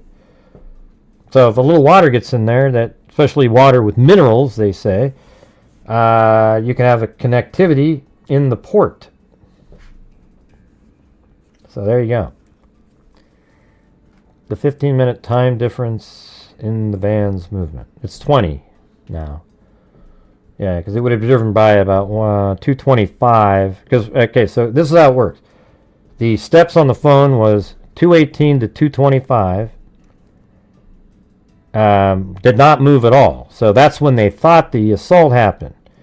Then at 225, it moves 50 meters and then goes up 2 stories at the 31-minute mark, and then it stops moving for good at 232.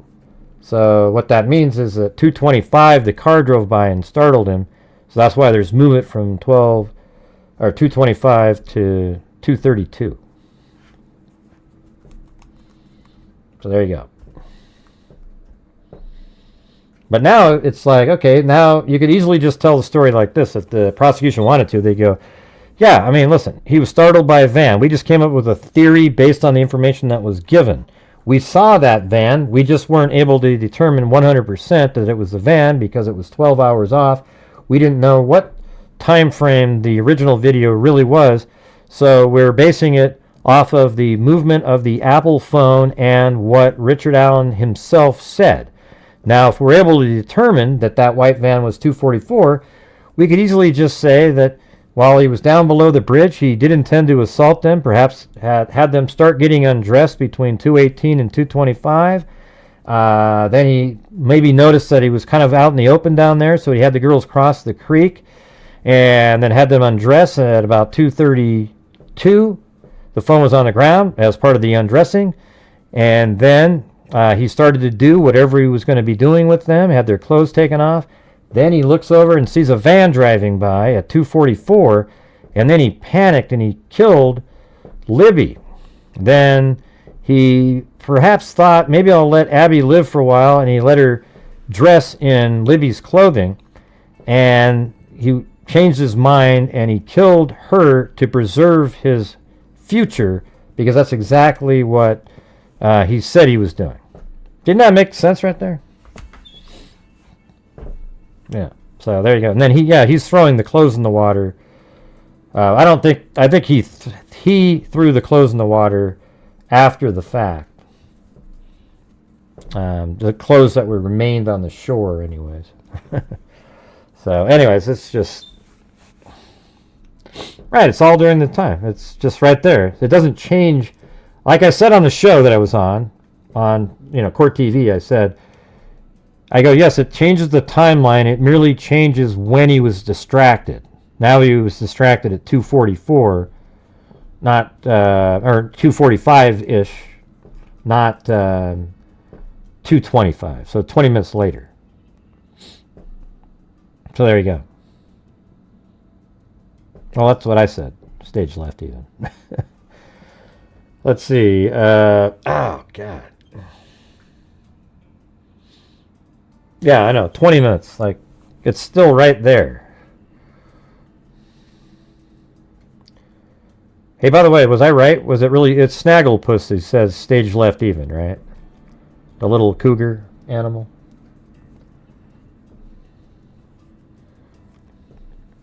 I keep missing if you reply to that.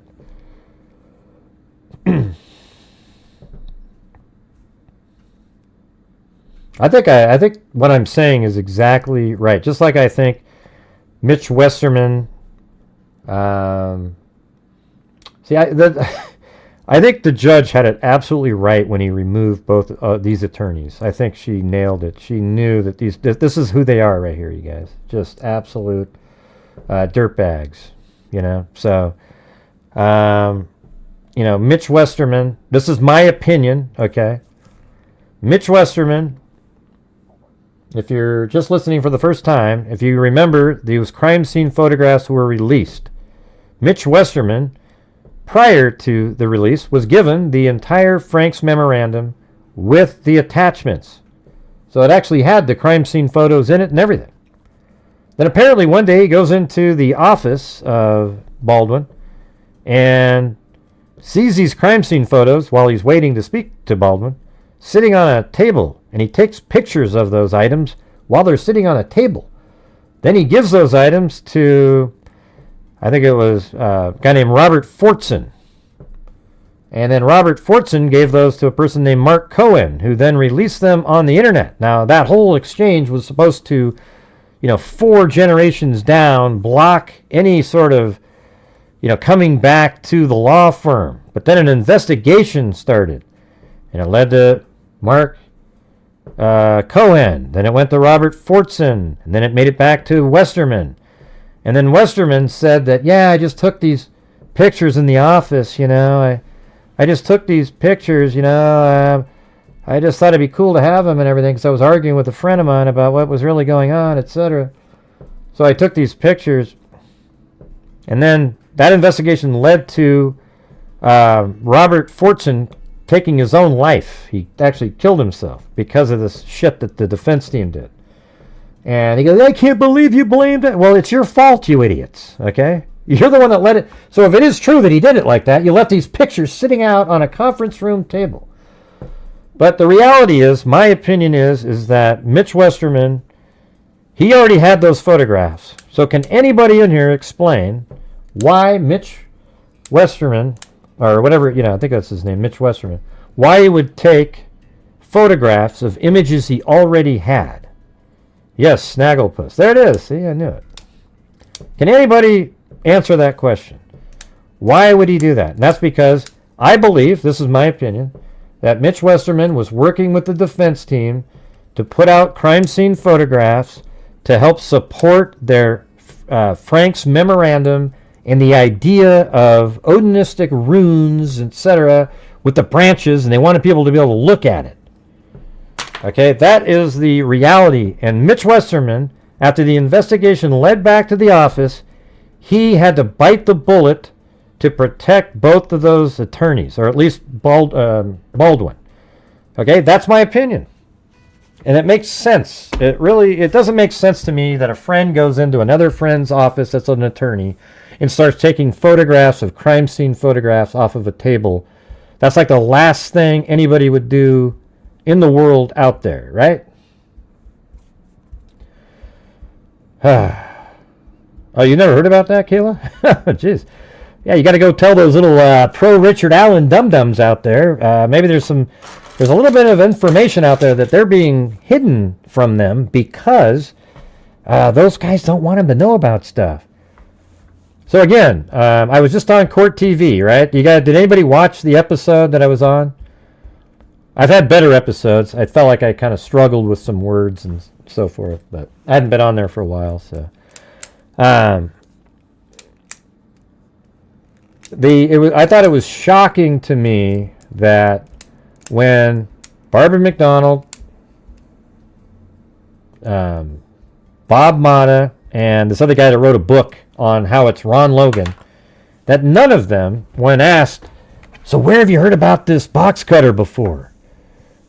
None of them responded with, well, hell, yeah, Richard Allen mentioned it using a box cutter to commit the crime. In fact, he said he threw it into a dumpster. They all said, well, the medical examiner, after a few years, figured out that it was likely a box cutter. I mean, isn't this incredible? Because you know the defense team hated the fact that the medical examiner came up with box cutter years later. In fact, he came up with it after the confession that had the box cutter by Richard Allen, which to me is a little bogus. You know, I think it would have been better if the medical examiner had said this. Yeah, you know what? I was told that Richard Allen, for years I was wondering what killed those girls. It was a sharp object, but it looked odd to me, and I just couldn't figure out what it was. Then the prosecutors told me that Richard Allen mentioned a box cutter, and then a light bulb came off, and I looked at it, and boom, those wounds match a box cutter perfectly. You know, so the thing is the defense team doesn't want it to be a box cutter.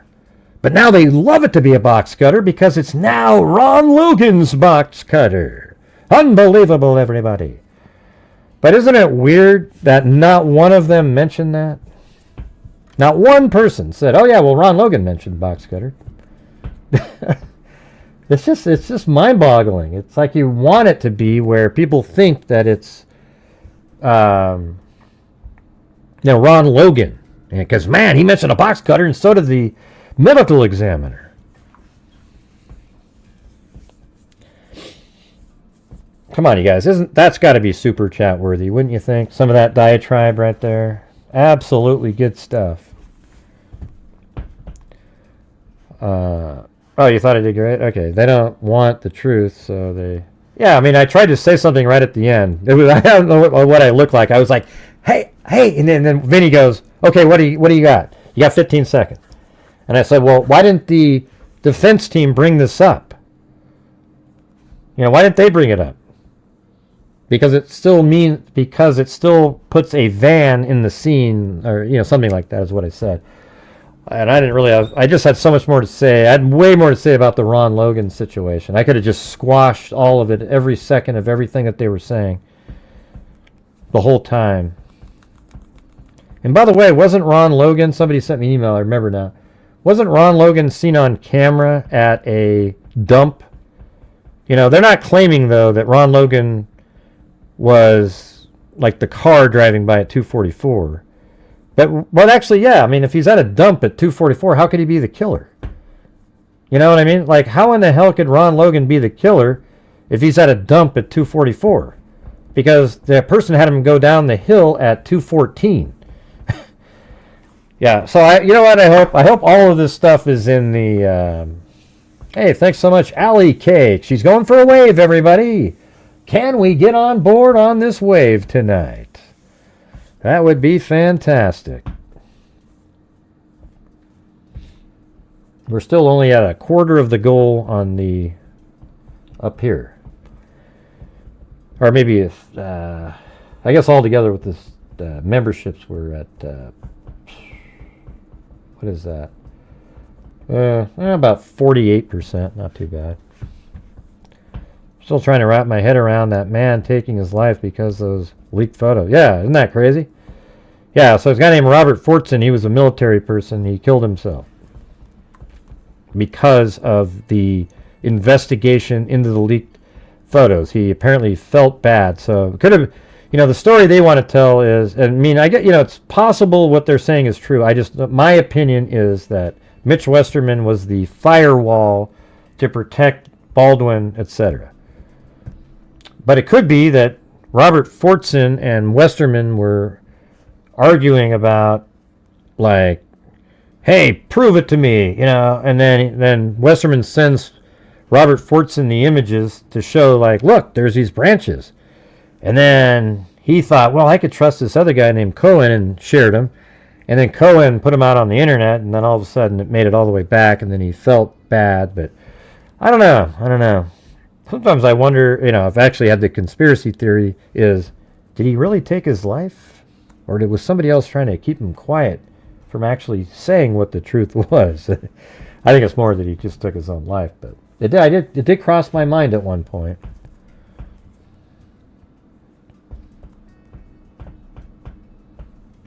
Come on, you guys. Do not let Allie Cake's wave dwindle away again. This must be the 5th time where she starts a wave and everybody goes, yeah, maybe next time. Come on, you guys. Yeah, so a lot of people when I'm on court TV, it doesn't matter what it is. As soon as it's over, they go, oh, Gray, he's a grifter, he's doing this, he's doing that. Gray's a grifter. Why don't you ask Nick Mack if Gray's a grifter? Why don't you ask, Texas Equisearch? Why don't you ask Rain? Why don't you ask any of the kids that got the scholarships? Why don't you ask any of the people who've had their family members identified through the money? $229,000 this channel has raised. Now, you might say, oh, great, because he's, I aggressively some nights try to get funds in here. Tonight's not working. We're not, it's not, it's another one of those nights again. We seem like we've had a lot of those. But I try hard to bring in the revenue so that I can give at least some of the money away at the end of the month. That's what the deal is. I know that the economy hasn't, had any of the effect of the incoming regime yet. So, I mean, it might be a while before we maybe get back to normal. But if you guys have the ability to help support the channel, that would be great. Try to jump on Allie Cake's wave. Any amount helps, by the way, even if it's $1, $2, etc. It doesn't matter. It just all helps. All right. He also had a highly security clearance so he could have dishonorable discharge for conduct unbecoming. I don't know. Yeah. Who knows if he would have faced military discipline or not. He just shared photographs. I think that's all bogus. I think he wasn't going to, it was just purely, I mean, I don't know what his reasoning was, to be honest with you, but he might have had something going wrong with him anyways. Is that Ted Bundy again? Come on.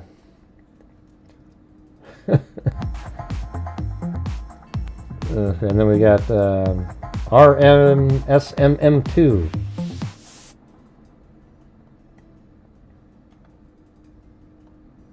And then Ted Bundy again. Who's Ted Bundy, by the way? This Ted Bundy. Hey, thanks, Jeremy Pearson and RMSMM2. I don't know what that means. What does that mean? Oh, there you go, Allie Cake. Jumping on my own. There. Look at that. Allie Cake had to jump. She jumped on her own wave just after 2 other people jumped on her wave. How sad is that Allie Cake had to jump on her own wave. And we've done the 229,000 in 5 years, by the way. Let me show you guys something for anybody new here. See, look right here. Now look at those guys. Is that a real? Oh, that's a live picture. Doesn't he look like a gremlin?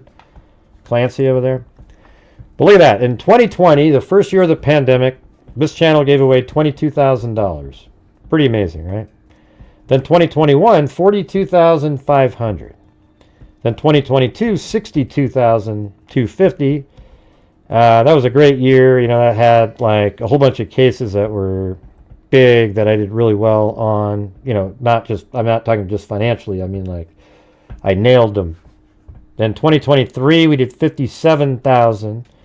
Then last year, kind of dropped. You know, we're still higher than 2021. We did 49,000. And right now, this year, we're at 500 because we just gave some money for the wildfire, or not the wildfire, the fire in California. So we're at 500, but that is a total of $229,000. But that came right out of the income from the channel. So it's painful. You know, it's like, everybody's supporting the channel, and then that's a bulk amount. So I think that's pretty cool, you know. Now, the people that you see out on these places, like every time I do a show, what they'll say, they never mention that part of the story, right? You guys ever notice that? That they go, oh, that gray guy. But they never end up the sentence by, well, he has donated $229,000 in 5 years. Okay, is there another YouTube channel at all that does that? I mean, especially in the true crime genre. Yeah, there's none, right? So instead of like having that be a good thing, I know sometimes I get too into trying to get the funds in, but my thing is I actually know what it takes, and I know what the numbers have to be. So that's why I'm like, come on, guys, see if we can do this. And, you know, I know it's frustrating, and I'm trying not to do it as much, or at least not get frustrated by it, you know. So I think that's sort of the thing, is like sometimes I've gotten frustrated, and that's not really fair either, because there's a lot of generous people that even supported the channel on the night that I got frustrated on, and they helped. So sorry about that. I don't know what else to do, though, you guys. When we do these live streams, they, you know, like most of the time, if you bring up any word like they killed themselves or something, boom, immediately yellow, there's no ad revenue, etc. And so that's why it's really important for people on the live stream to help support the channel. I'm going to get rid of this Jack Balls person. All right. They just, every time they come in, it's some jackass comment. So laughing inappropriately or some kind of weirdness. I don't know. Yeah. Ding ding ding ding ding ding ding ding ding ding. All right, well, back to this. And thank you up there, Mark, for gifting another membership to Maggie May. And then thanks Joel Burnt, Alley Cake, RMSMM2, and Jeremy Pearson.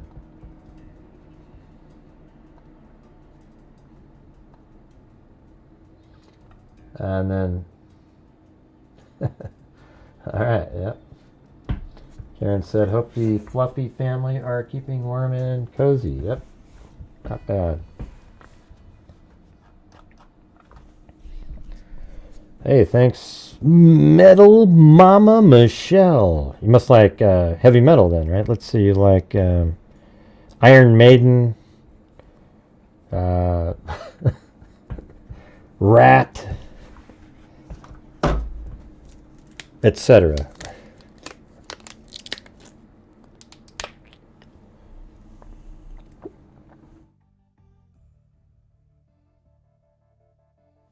Ah, jeez.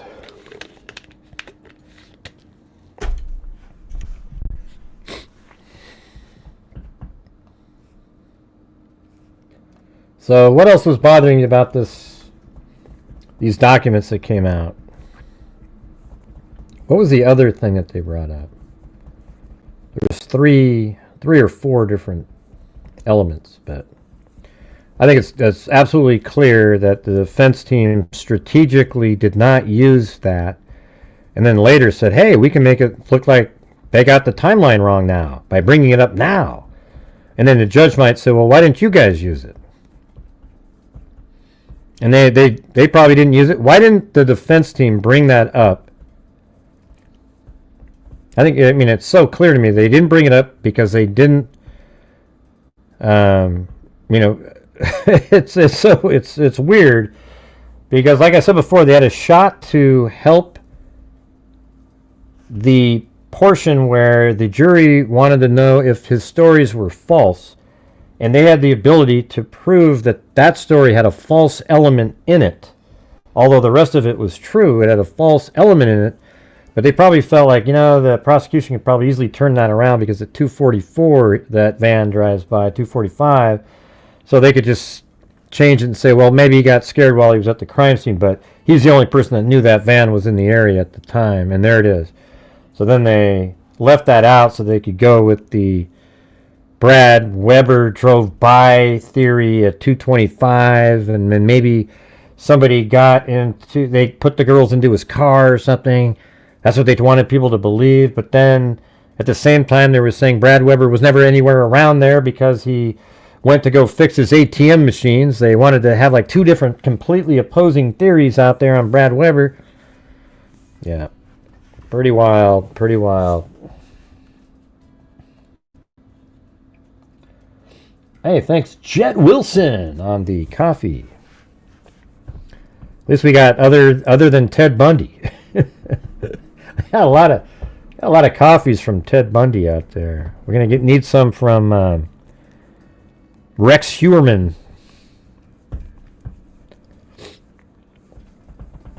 Yeah, Brad Weber has nothing to do with it. Yeah, so that's the thing. They didn't want it to rule him out.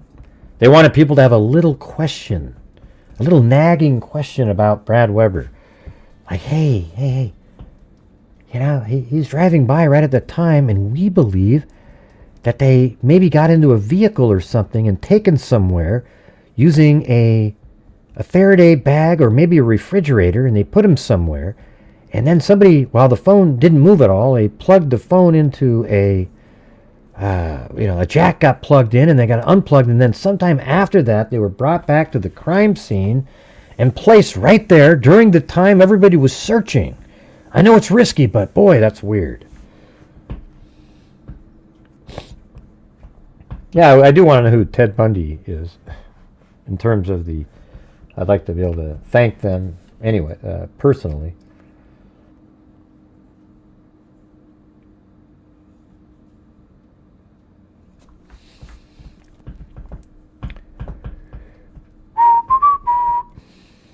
Does anybody want to call in or anything? Talk about it? I could do that. Let's see. How do I do this? Invite. Copy. Paste. Alright, let's do it.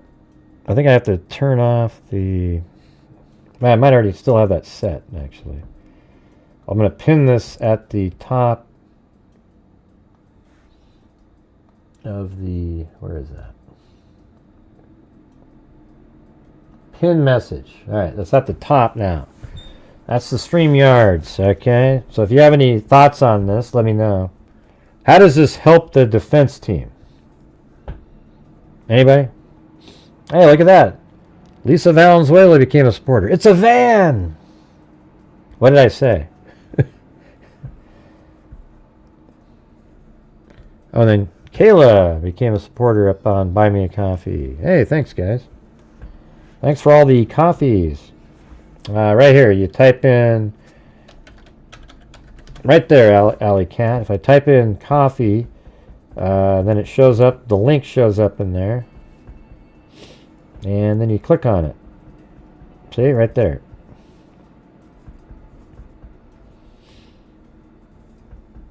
Hey, why don't you call in, Lynn? What do you think? Be the first one.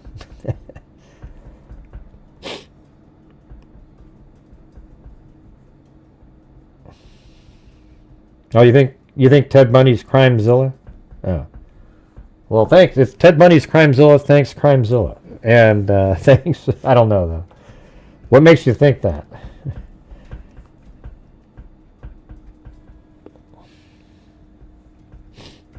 Yeah.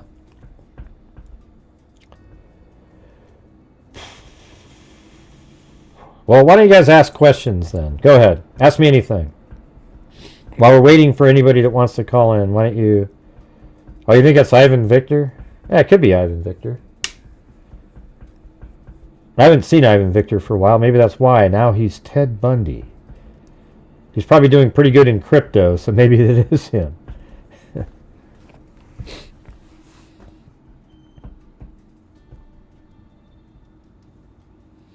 After whoever did them, they kind of made... What did they make as a comment? Now I got to go try to find that.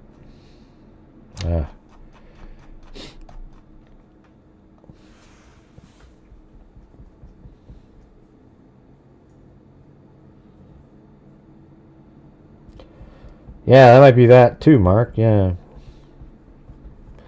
It definitely... It does throw just a slight little timing issue into the state's theory of like when... I mean, Bob Motta made it sound like, oh, it just shredded their entire theory. It doesn't at all, man. It doesn't at all. They based that theory on not knowing exactly. You could say that you didn't know exactly what time that surveillance footage was. It was already 12 hours off. Who's to say it isn't 12 hours and 20 minutes off? Don't know. But they're also basing it on what Richard Allen said, and you can make it work, but you can also make the same steps and everything work with it being after that. So that's just the one that they chose because it matched more with what Richard Allen's story was, right?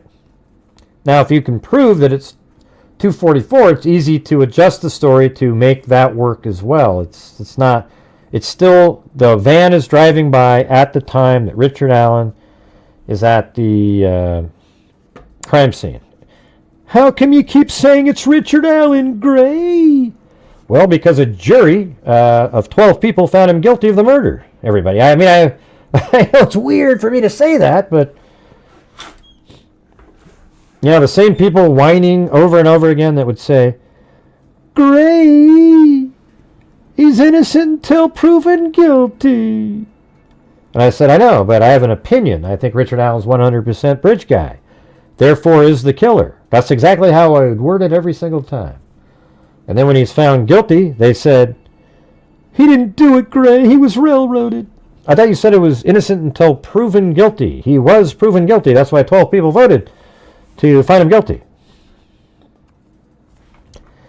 Oh, and by the way, now you have these people, I think it was Bob Motta and crew, they were talking about IQ tests. I mean, we've talked about stuff like that just in general, like, yeah, you know, you don't want to have, like, complete imbeciles on a jury, right? But, you know, they were talking about IQ tests, and all these people, all 12 of them must have been absolute morons because they found him guilty. And when I look at it, it's like, man, those guys are just average people.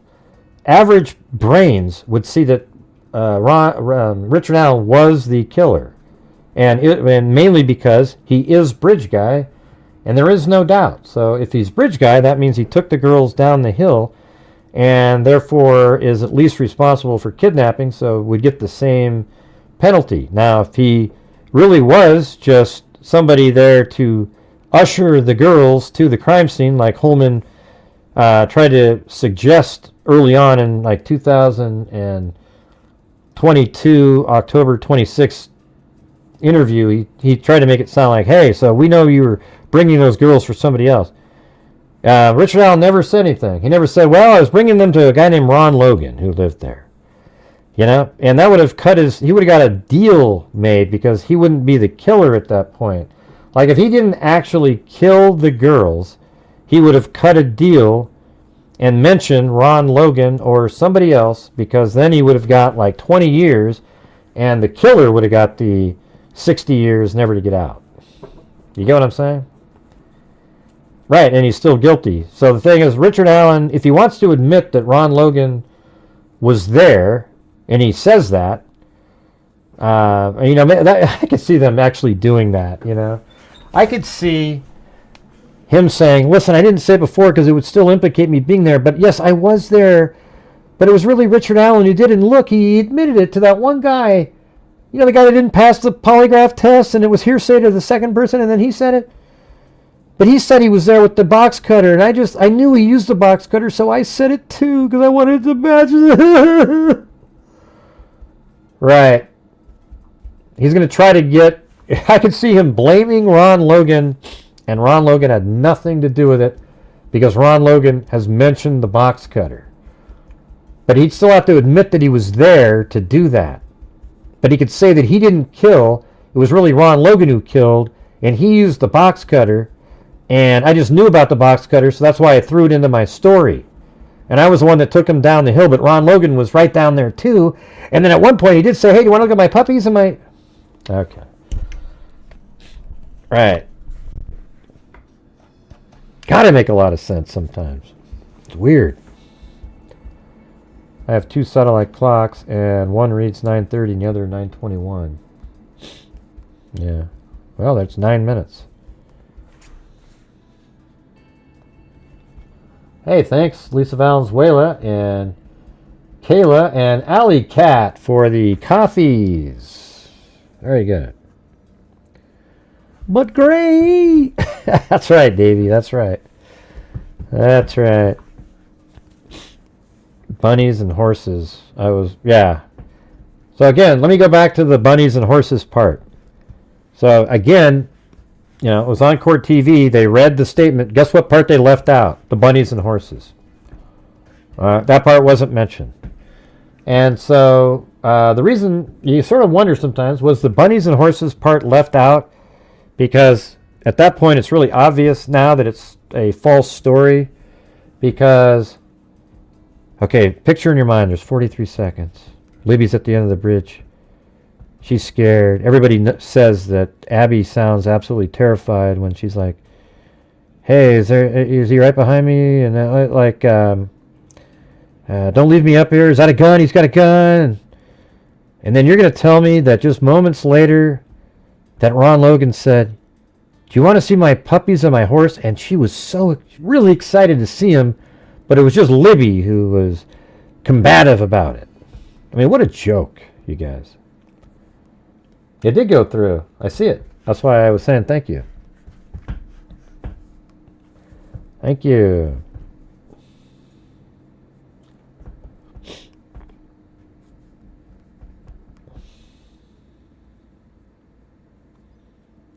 I'll tell you what, I'm going to give some memberships myself. I mean, we're only at like a 40% or 80. Well, no, let's see. What are we at here?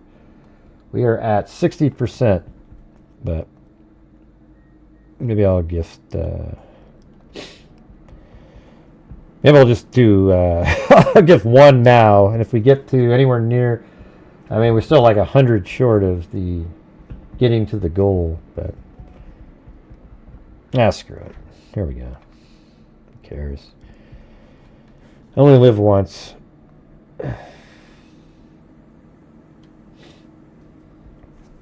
There we go. So we just gifted to Christy B, in my opinion. Chris Hoffman, Proxy Loxy, and Becky K. All right, there we go.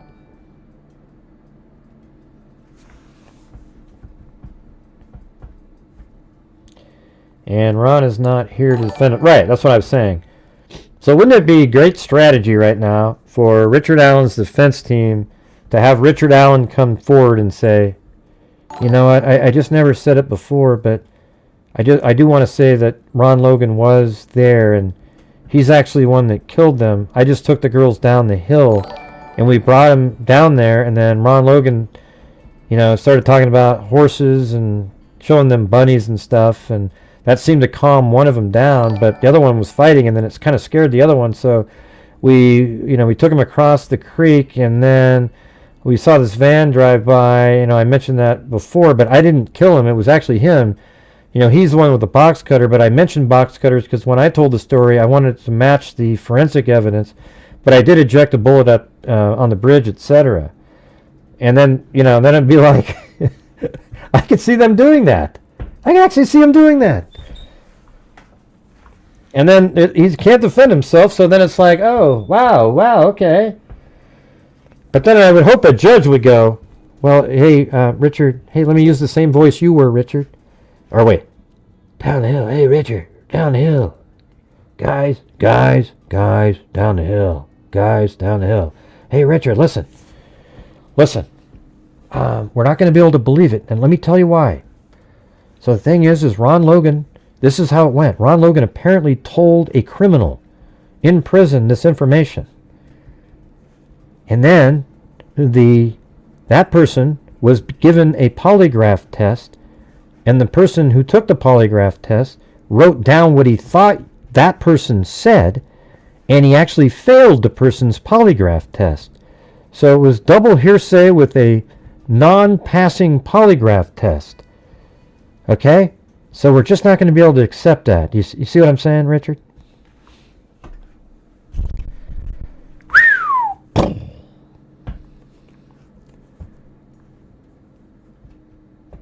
You think could represent the biggest issue for prosecution? Well, I don't know what their appeal is, but you know what's amazing is the jury and how they decided on it. That's part of the appeal process, to see what the jury focused in on. And you know what? The stuff that they would have the biggest argument about would be the science behind the bullet. They'd also have, like, okay, what about Sarah Carbaugh said he was muddy and bloody? That was really damning stuff. Well, guess what? Sarah Carbaugh and the bullet weren't even used by the jury. They just said, yeah, I don't know. We don't know about that. Let's go with what we can prove. Turns out they used what proved the case to them was the timeline. The thing that I showed you guys ad nauseum for like literally months and months and months, the same time. I mean, don't you guys think that's amazing? I mean, I hope you guys appreciate the fact that on this show, we went over that timeline, just the basic timeline, I would say 200 times at minimum. And every single time, even the first time we went over it, we all realize that Richard Allen is locked in as bridge guy by the time he gets to the other end of the bridge. And everything after that, yeah, it's nice, whatever. I would tell the story over and over and over again and leave out the bullet, and I'd leave out Sarah Carbaugh accidentally, or just because in my mind it was irrelevant. And the thing is that's exactly what the jury used. And I kept trying to tell people out there on social media that would listen, anybody that would watch for 5 seconds, you'd see it, that there's no chance that Richard Allen isn't bridge guy 100%, and people just didn't want to listen or would even give a shit, you know? Looks like Ted Bundy sent another one in, man. Are you guys even here? Nobody's chatting. It's kind of boring for me. Maybe you guys are bored too. I'd rather have some chatting going on. And by the way, does anybody want to call in? You don't have to have your face on. You just don't use the video and just use the audio and you can talk. If not, that's cool too. I'll turn on echo cancellation in case somebody does.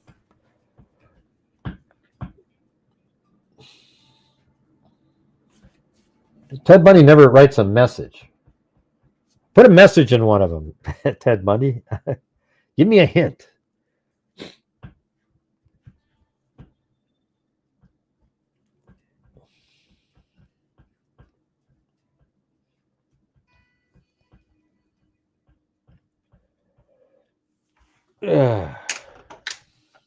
That sounds crazy, right? Hey, Ted Bundy. Hey, Ted Bundy, give me a call.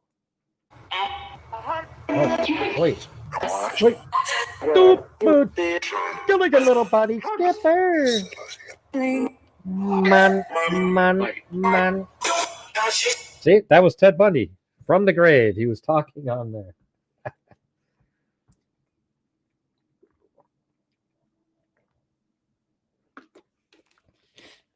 Oh, yeah.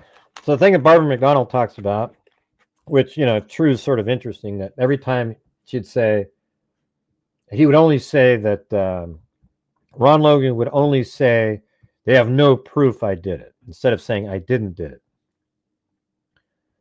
Oh, he said he called in about a month ago. Were you called Ted Bundy at the time?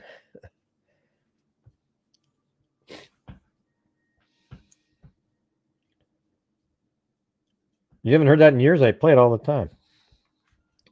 At a hunt. These are my sound effects right here, you guys. This one. Evil can never be dead enough. And some of you make shit up. Hey, Allah, hey, Allah,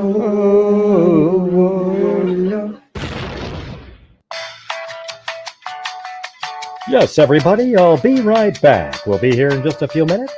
Why don't you enjoy your popcorn and the lovely snacks we have laid out for you. Don't believe in BM or BM? What does that mean?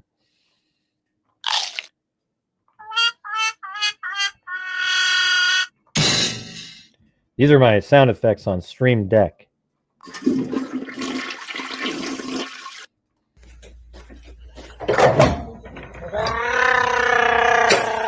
Chewbacca? Chewbacca? Oh, I'll be Chewbacca if you want me to.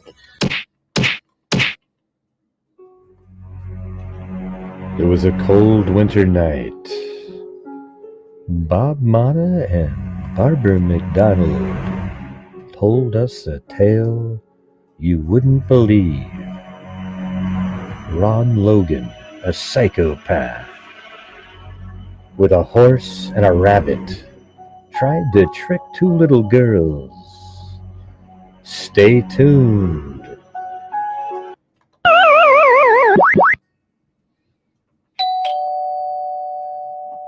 Hello? They're coming to take me away. I don't use that one too much. I should though. Okay, bye. Bitch, please. That's one of Ada's friends that did all these. Dude. Oh my God. Awkward. That's actually Ada herself. Drama. Let's see. Don't ask dumbass questions. Are you angry at me? Remember that one? Are you angry at me?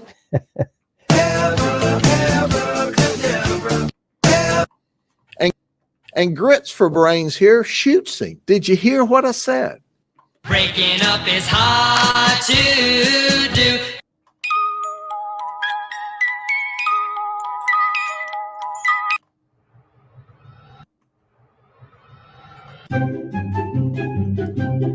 That's why I wanted to play when the attorney today was speaking for Brian Koberger.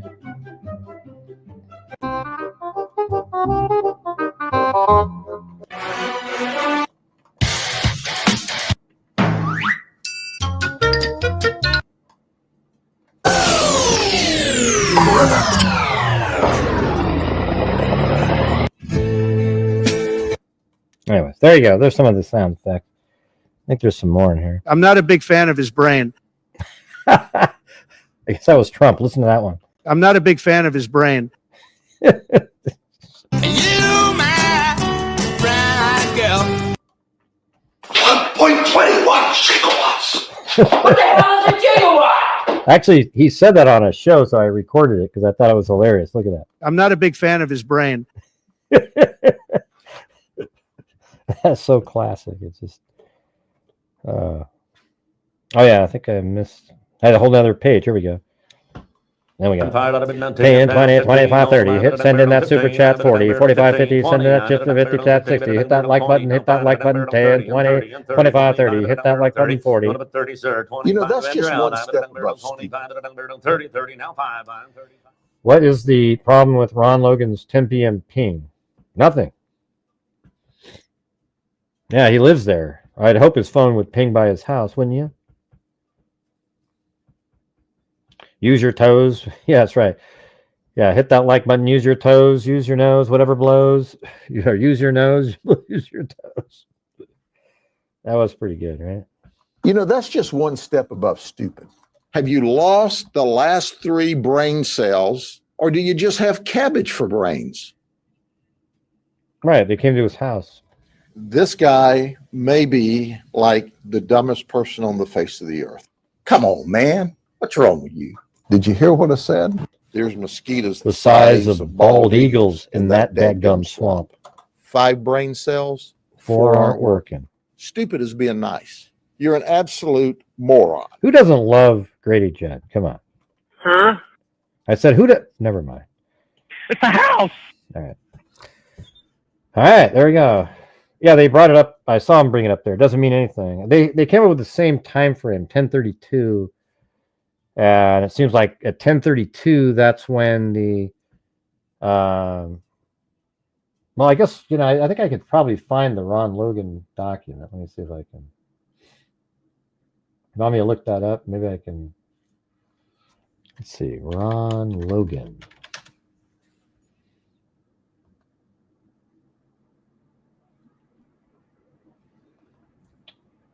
Is that a different document?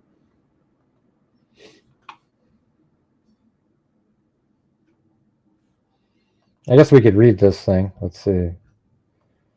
Thursday, February 16th, Detective Tim Kendall spoke to Logan at his residence. Logan told Kendall that on February 13th, he woke up at around 9 o'clock in the morning and then worked outside with his farm animals. Logan said that his cousin, David Nulf, came to his house around noon, according to Logan. Nulf drove him to the transfer station outside of Delphi to drop off trash, and he was there. Logan believed that they were gone for about 10 minutes. When they returned to Logan's house, he and Nulf worked on Logan's farm until approximately 3 o'clock in the afternoon, when Nulf drove him to Aquarium World in Lafayette to buy fish. So 3 o'clock is 16 minutes after the Brad Weber's vehicle was driving by. On Monday, March 16th, 2017, I went to Ronald Logan's residence at 5858 West 300 North in Carroll County. Logan was at his home and agreed to go to the command center in Delphi for a formal interview. He stated that he could not drive because his license is suspended, so he rode with me. When he arrived, I led him to the interview room, number 1, and began to record. At 1:39 hours, Logan stated that on the day of February 13th, he woke up in the morning and went outside to tend to his animals. He advised that he was outside with the animals until around noon. Logan said that his cousin, David Nulf, came over to his house and at some point in the early afternoon. Logan believed that Nulf drove him to Lafayette around 3 o'clock. They went to Aquarium World on Earl Avenue, where Logan bought 22 fish. I mean, it takes a while to pick out 22 fish, by the way. I mean, unless you just grabbed the first fish that you thought, or they were feeder fish. Yeah, the cell phone was not plugged in to anything. Listen, everybody. The audio headsets were never plugged in. There was no headphones plugged in to Libby's phone. That didn't happen. It registered as that, but we've looked it up, and a little bit of water or a little bit of dirt can make that happen.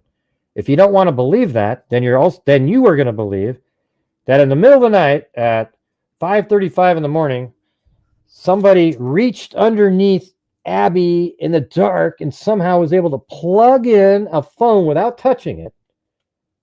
And then they sat there for 5 hours just listening to nothing and then pulled it out again 5 hours later. Now, if you want to believe that, then you go right ahead. I got some swamp land to sell you. Logan said that his cousin, David Nulf, came over to his house at some point in the early afternoon. Logan believed that Nulf drove him to Lafayette around 3 o'clock. Hey, thanks, Jeremy Pearson. I know where you stand on the Idaho 4 case, but what problems may be the prosecution? The Idaho 4 case, but what problems may the prosecution run into? I guess the only problem that I would see, the main one is, like, if the defense is able to get that DNA thrown out for some reason, then it's a much tougher case. But apparently they have a ton of other information out there. I'd say that, but then I would say, like, pinpointing, making sure that people realize that the white Elantra driving around without the front license plate like his had, that is his vehicle. And, don't let the defense try to trick the jury into believing that isn't him. You got to really hammer it home. He says he's driving around, and then you kind of have to tie it to the phone being turned back on after it leaves Moscow, Idaho, and it's south of that, and then really sort of show how the car moved across and then made its way back up to Pullman, Washington. And let's see. Yeah, I don't know. I mean, I guess the way I see it right now is he's just absolutely tied in. But if they're able to put some, let's see, I agree, but that was their choice. What are you referring to? Yeah, I don't think the house being torn down. Jesus. They had so much time to look into that house. Pharaoh scanned the hell out of it. There's no reason in hell that thing should still be sitting there. And we all know it to be true. You don't leave a house up there, a murder scene, for years and years. Would you wait for the appeals too? 20 years the death penalty, and then 20 years from now you go, hey, it's still there. I got another appeal coming. It's ridiculous. You go in there. You before they used to take photograph after photograph after photograph after photograph, and now they have Pharaoh scans and photographs. Everybody knows. You can see it. It's right there. It's not a big deal. Yeah, you can actually have them wear the freaking 360-degree goggles if you want, and have them look around. It's crazy. Well, that's what I'm saying. That's what a Pharaoh scan is. It's 3D. Anyways, let me get back to this. So it said they went to Aquarium World on Earl Avenue, where Logan bought 22 fish. Logan advised that he spent around $100 on the 22 fish. He stated that they returned to his house at around, so that would be 5:30, and that's right when people, that's an hour and a half after people started searching. I asked Logan for consent to search his residence, and he declined several times. I asked him if he would take a polygraph, and he probably didn't want him to search it because he's got stuff he's not supposed to have. See, they're all going to think it's related to Abby and Libby, but I asked him if he would take a polygraph examination, and he said he would be willing to do that. After the interview, I led Logan to a polygraph room on the second floor of the command center. Polygrapher John Eager was waiting there to conduct the test. I left Logan and Eager and returned downstairs. I contacted Aquarium World by telephone to confirm Logan's alibi. The manager, John Joslin, stated that they did not have a security cameras on the property. He was able to look up Logan's purchase, however, by using a name search. He advised that Logan spent $92.78, that's close to the 100 he said, using a Visa card, and that was at 5:20 on February 13th. Yeah, so I guess now it comes down to what time did he leave. I mean, if he leaves at 3, you could throw him in there like, oh yeah, he killed him and he ran up really quick and then had his cousin take him to the store and come on. Joslin said that he did not assist Logan that day and that the employee that did help him was not currently working. He advised the employee was Derek and would call me when he came to work around 3 o'clock. At 3:05 hours on March 6th, that coworker called me and stated that he remembered Logan. He stated he remembered him because and by the way, that's 5:20 is when they checked out. He described, and he got 22 fish. So he described Logan as an older white male with gray hair. He stated that he was in the store alone. He also believed that Logan was in the store for 30 to 60 minutes. That makes sense when you're buying 22 fish. He advised nothing about Logan seemed unusual when Logan finished his polygraph. I went upstairs to get him. He was talking to two other officers. He was getting agitated and saying that he would not let anyone search his house. And I think that's because he had some guns. We went out to my car so I could take him home. As soon as we got into his car, Logan said, "Between you and me, the reason I don't want anyone searching my home is because I am on probation and I have guns." When asked to elaborate, Logan stated that he had a .45 Ruger and a .357 Rossi, which isn't the same type of gun that was used in the crime.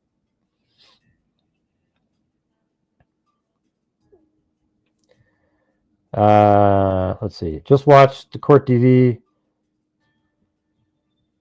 Yeah, that was cool that he got me in there. Do you see my face though, Davey? I was like, God, let me.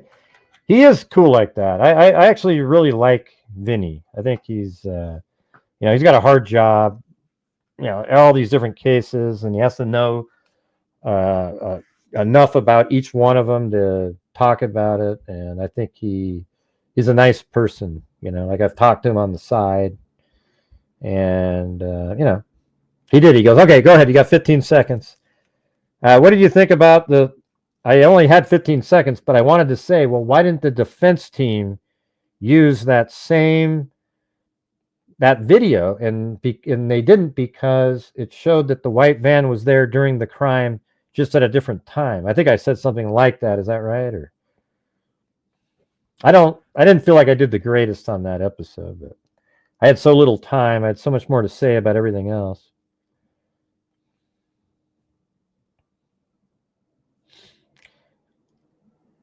No, but Davey, I don't know if he's absolutely like that. Yeah, I don't think he's absolutely pro-defense. He's I think he used to be a prosecutor himself, but I think it's just that everybody knows what the people want, and it's hard for a channel. Look what the hate that I get. I don't know if you saw in the comment, like people just hate me, because I don't cave into what's popular. I go with what I think is right. But when you have a TV show, but the thing is, I probably should do that, but I can't do it. I just can't do it. I would be ashamed of myself. I cannot do it. I can't cave into telling everybody what they want to hear instead of what the truth is. All right? Can't do it.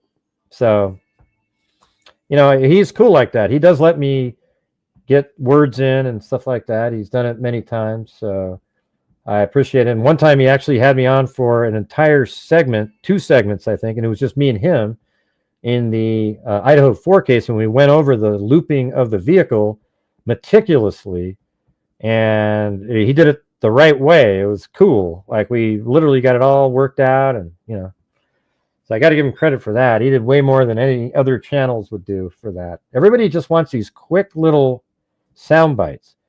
I always think that, my God, if one of these channels like Court TV gave me like my own 15 minutes where I could show people on maps and the reality of stuff like that, that people would be really interested in that, because I don't think people are so dumb that you need to quickly move on to another soundbite, some other thing, because you got bored too quick. I think a lot of people want to see the reality and see somebody literally working through it, and then boom, there it is.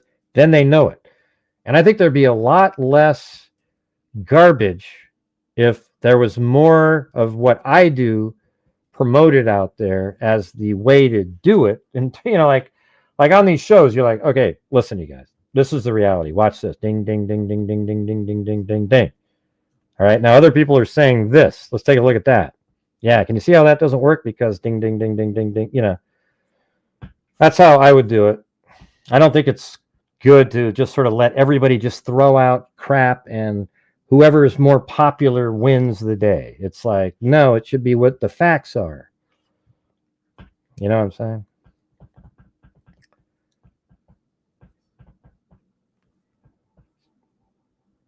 Yeah. So, but the thing is I understand having to do that as a television channel, don't you guys?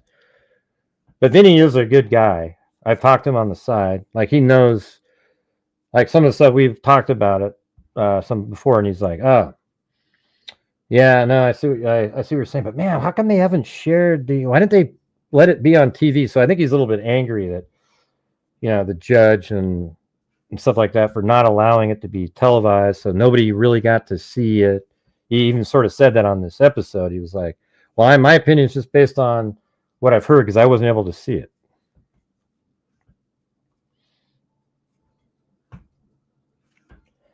Anyways, I think this is a pretty interesting little article here. I think I forgot about this. So anyways, when asked to elaborate, Logan stated that he had a 45 Ruger and a 357 Rossi in his bedroom. Logan said that his probation ends soon and he does not want to screw up. Hey, thanks, Karen. All right. Great. Does not want to screw up. When we got to Logan's house, he stated that he did not want anyone searching his house, but said, let me show you something. We got out of the car and he opened up his detached garage door. The garage was extremely cluttered with tools, lumber, and other miscellaneous equipment. Logan said that his house looked like that too, and he was embarrassed for anyone to see it. When I left Logan's house, I returned to the command center and advised several officers that Logan said to me what he said to me about the guns. I left the command center and received a call later from Detective Liggett at 7:12. He told me that I needed to go to the prosecutor's office to sign a search warrant for Logan's residence. I went to Carroll County Prosecutor's office and assisted with finishing up a search warrant. Once it was completed, I went with, and that must have been Robert Ives at the time. I went with Prosecutor Rob Ives, there you go, to the judge's residence for his signature. Once it was signed, we went to the command center and gave it to an investigator that related to Logan's house, where a search warrant or search would be conducted. On 3/7, I located David Nolf at his residence at 40 Rhineland MHP in Delphi. Nolf confirmed that he was with Logan. On 2/13, he stated that Logan called him to come over, which Nolf did. Hold on. Is there more? God, did I get cut off on the rest of that? Ah, shit. I'm going to read the rest of that.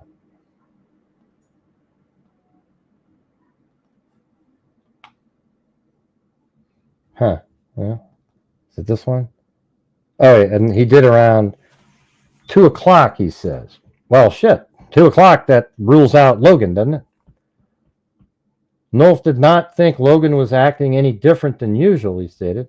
That they left the aquarium world sometime between 2 and 3. Well, that doesn't make sense. Oh, that's right. This is when he lied for Logan. That's right. That's right. Nolf did not think Logan was acting any different than usual. He stated, that's right. This is him lying for Logan. This whole statement here, Logan went by himself. This guy never did anything. He was just told by Logan, can you make this up and tell me that you left? And the reason he did it, because he wasn't supposed to be driving. That's why he did it.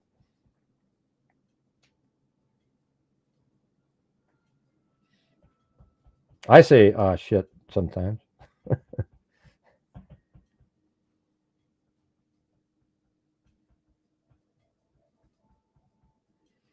They're still working on the case because they have he explained it the other day.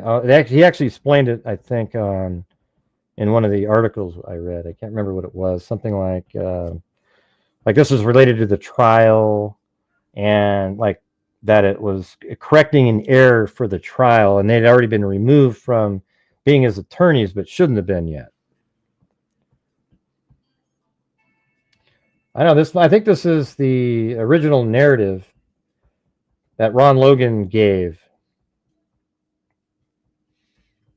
He stated that they left the aquarium world sometime between 2 and 3. That's not true, remember, because 5:20 was about when the receipt was. In Nolf's dark gray 2013 Chevrolet Impala, Nolf said it took them a while to find Aquarium World. Nolf advised that he stayed in the car while Logan went inside because he did not think he would be in there long. Nolf believes that Logan was inside Aquarium World for about an hour before he came outside. Nolf said they came back to Logan's residence without making any other stops. Nolf stayed at Logan's for a little while, helping him with his fish.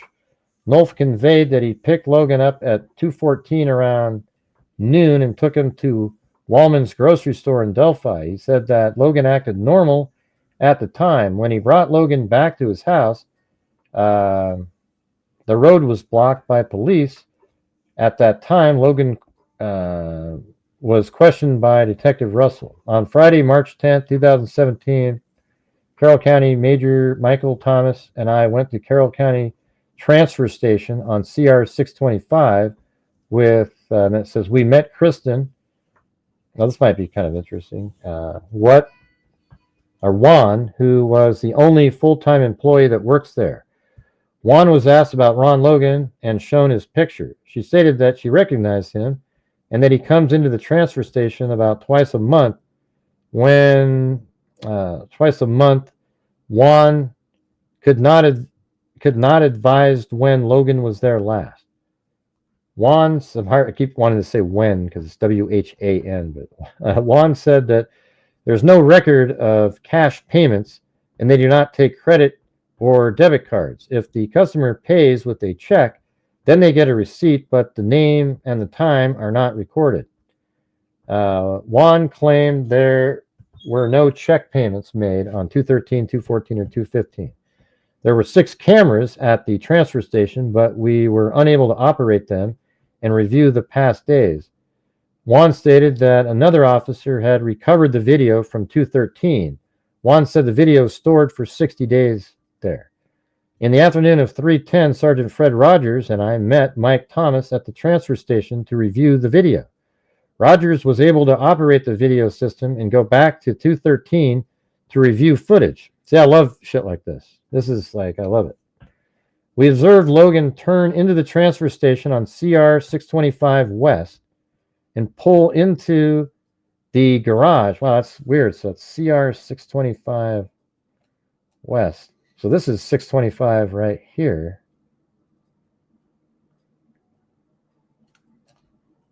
Is that transfer station just right there? I mean, CR 625 West. Huh. Anyways, let's continue that. And pull into the garage at the transfer station and unload several bags of trash out of the back of the white pickup truck into the 42-yard dumpster. He arrived at the transfer station at approximately, I guess it is 11:58 hours. So Abby and Libby weren't even there yet. So him going to the transfer station has nothing to do with them at all. And stayed about 5 minutes. I guess, let's see what day it was. Yeah, it was 2:13. He stayed about 5 minutes before he got back into the driver's seat and drove away. So that shows that he drove when he shouldn't be driving. On March 12th, Nolf came into the command center and spoke to Sergeant Rogers and me.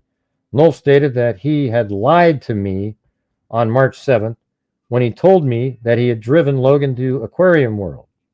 He stated that he never went to Logan's house and never drove Logan to Lafayette. Nolf advised that Logan called him and told Nolf to lie to the police if questioned. According to Nolf, Logan offered to pay for an attorney for Nolf if he lied to police. And so the reason he had him lie is he wasn't supposed to be driving. Here's what the reality is. Logan was just driving around. He was driving around. He wasn't supposed to be. And he drove to the aquarium that day. And then he came home And then he realized that there's this huge search going on for these girls, and now they're going to ask him where he was, and now he needs his cousin to say that he drove him, because it'll come out that he drove, and he'll go back to prison. And guess what the result of all of this was? As Ron Logan got sent back to prison for 2 more years. He was right. All right, so that's the answer. So I guess it was 11:58 though that he dropped the stuff off there, which is well before the girls ever made it to the bridge. Remember, they got there at 1:49 when they drove by the Hoosier Harvest store.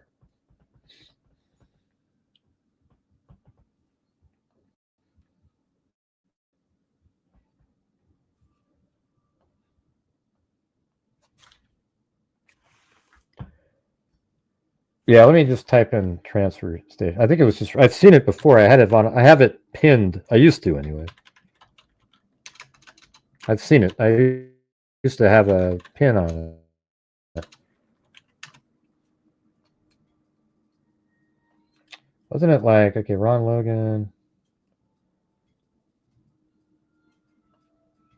Yeah, it's weird because that's the private drive right there. God, I think I remembered it was something.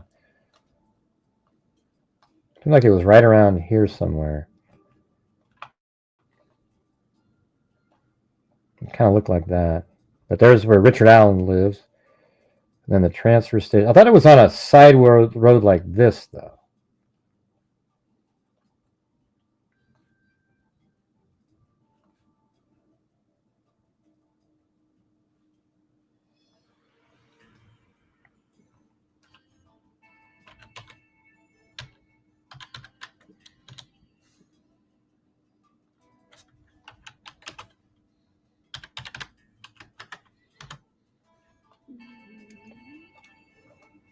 No, I don't remember.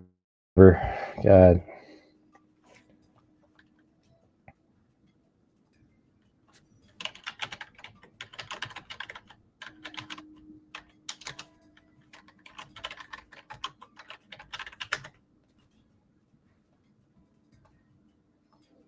Oh, there you go. It's right there. It's on 625. So there it is right there. All right. I knew it was right there, but I didn't really think about going further down.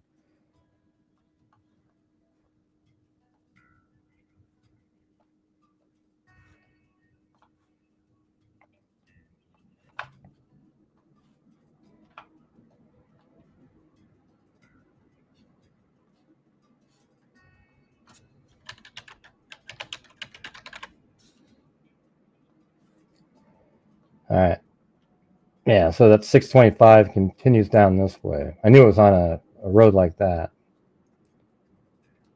That's where he went. And he was there at like noon.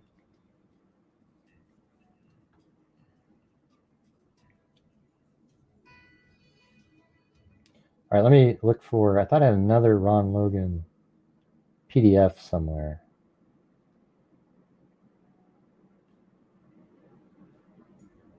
Or just Logan, how about that? Oh, there it is. All right, you guys interested in this? Because I think it's kind of interesting to try to debunk the madness, you know? All right, so here's the actual warrant here. You guys interested in this?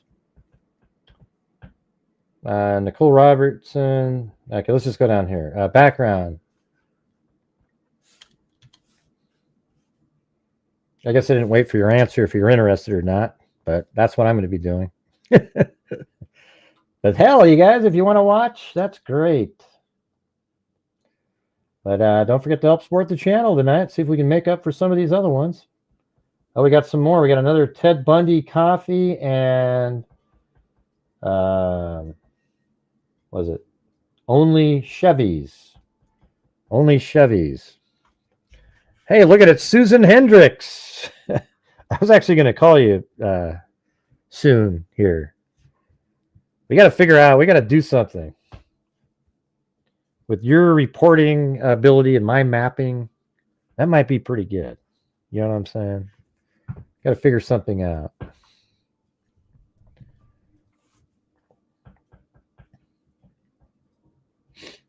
But what do you think of this new stuff? Do you want to come on?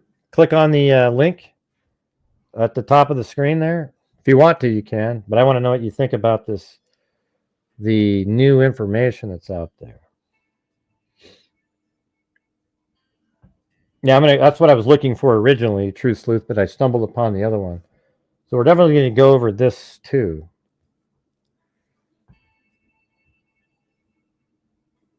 You should have? What do you mean you should have? Okay, I'll do it. I'll do it. I'll still do it. I mean, I was just thinking about it like yesterday. Yeah, and I put the stuff together logically too. Anyways, we'll figure something out. We gotta do something. But if you want, you can come on for a couple minutes and talk about the this new information with the camera. Makes it 244 when Brad Weber. For me, it doesn't really change anything. It just means Brad Weber got scared later. You know, he got distracted later. It does change the, but the thing is with that camera shot, it's 12 hours off. And how do we know what the actual time is? Somebody needs to come up with that information. But anyways, thanks for showing up. Must be late over there. 13th when you think it's over and Jason jumps out. That's exactly right. Yeah, yeah. You know what's weird? One night when I was younger, I think I was like 20 years old. I'm not a big horror movie person, but I started watching the first one. And it was freaking me out. Then I watched the second one. It's kind of freaked me out a little less. Then the third one, I was laughing. I laughed all the way through it. Then the fourth one, oh God, look at it. Like you could sit there and predict how stupid everybody is. Okay, let's split up. You go that way. And then you realize that the people that they haven't featured yet are just about to get wasted. So you get it all mapped out in your head, who's going to die. It's almost like on the original Star Trek when the guys with the red shirts with the security guards, those guys are goners. As soon as they land on a planet, you can forget it. Yeah, those guys are gone.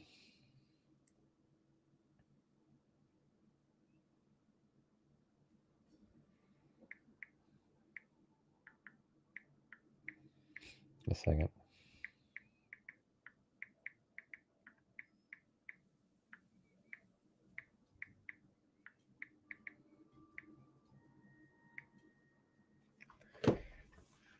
Let's see. All right, ready? Let's go do this. Background. On February 13th, 2017, approximately 1 p.m., juvenile victims hereafter. So that's not even correct. Even in this document, that's not correct.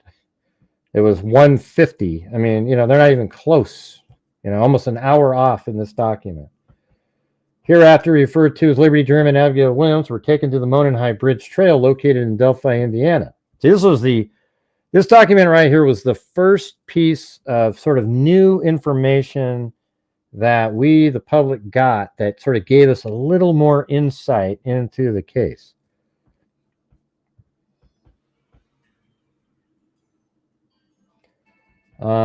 See, then it says, located on Delphi, Indiana. Liberty Germ and Abigail Williams were walking the trail in the area of County Road 300 North and 575 West near latitude 4035. Now, I know where that is. It's not really right at the crime scene. So that GPS coordinates that they gave put you right here. And the crime scene's right over there. So maybe they didn't want to put the precise crime scene, and they said near that location. So it's just, that's where the GPS coordinates put you, but the crime scene is right back here.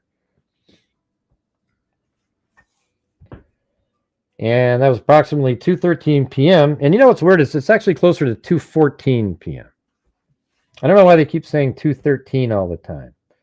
Why not say round it up? Because look at what time it was. The video started at 12:13 and 51 seconds. By the time Libby was filming, it was after 2:14, or not filming, but by the time we used the video of the bridge guy, it was after 2:14. And then at 2:14:34 is when it stopped recording. So I wish they just kind of just switched that to more like the 2:14 time frame, which was the time of the last contact with Liberty German and Abigail Williams by cellular device. No, that's not accurate either. They weren't contacting anybody at 2:13. The victims were to be picked up by a family member at 3 o'clock. That's inaccurate. It was just going to be an hour and a half to 2 hours. Nobody knew the exact time. And the victims never met with the family member. Yeah, so they never met Derek. Derek actually got there at 3:14. Approximately 5:30 p.m. was the last successful ping of the cellular phone by AT&T. The victim, Liberty German and Abigail Williams, were located deceased on February 14th, 2017 at approximately 12:17 p.m. That's accurate. At the above listed latitude and longitude, having been the victims of murder in accordance with Indiana Code 3542-1-1. A suspect has been developed of a white male wearing a blue jacket with a heavy physical build, wearing a cap and blue jeans. The development of this suspect was made by a 43-second video. So that's the first time we heard about the 43-second or how long it was.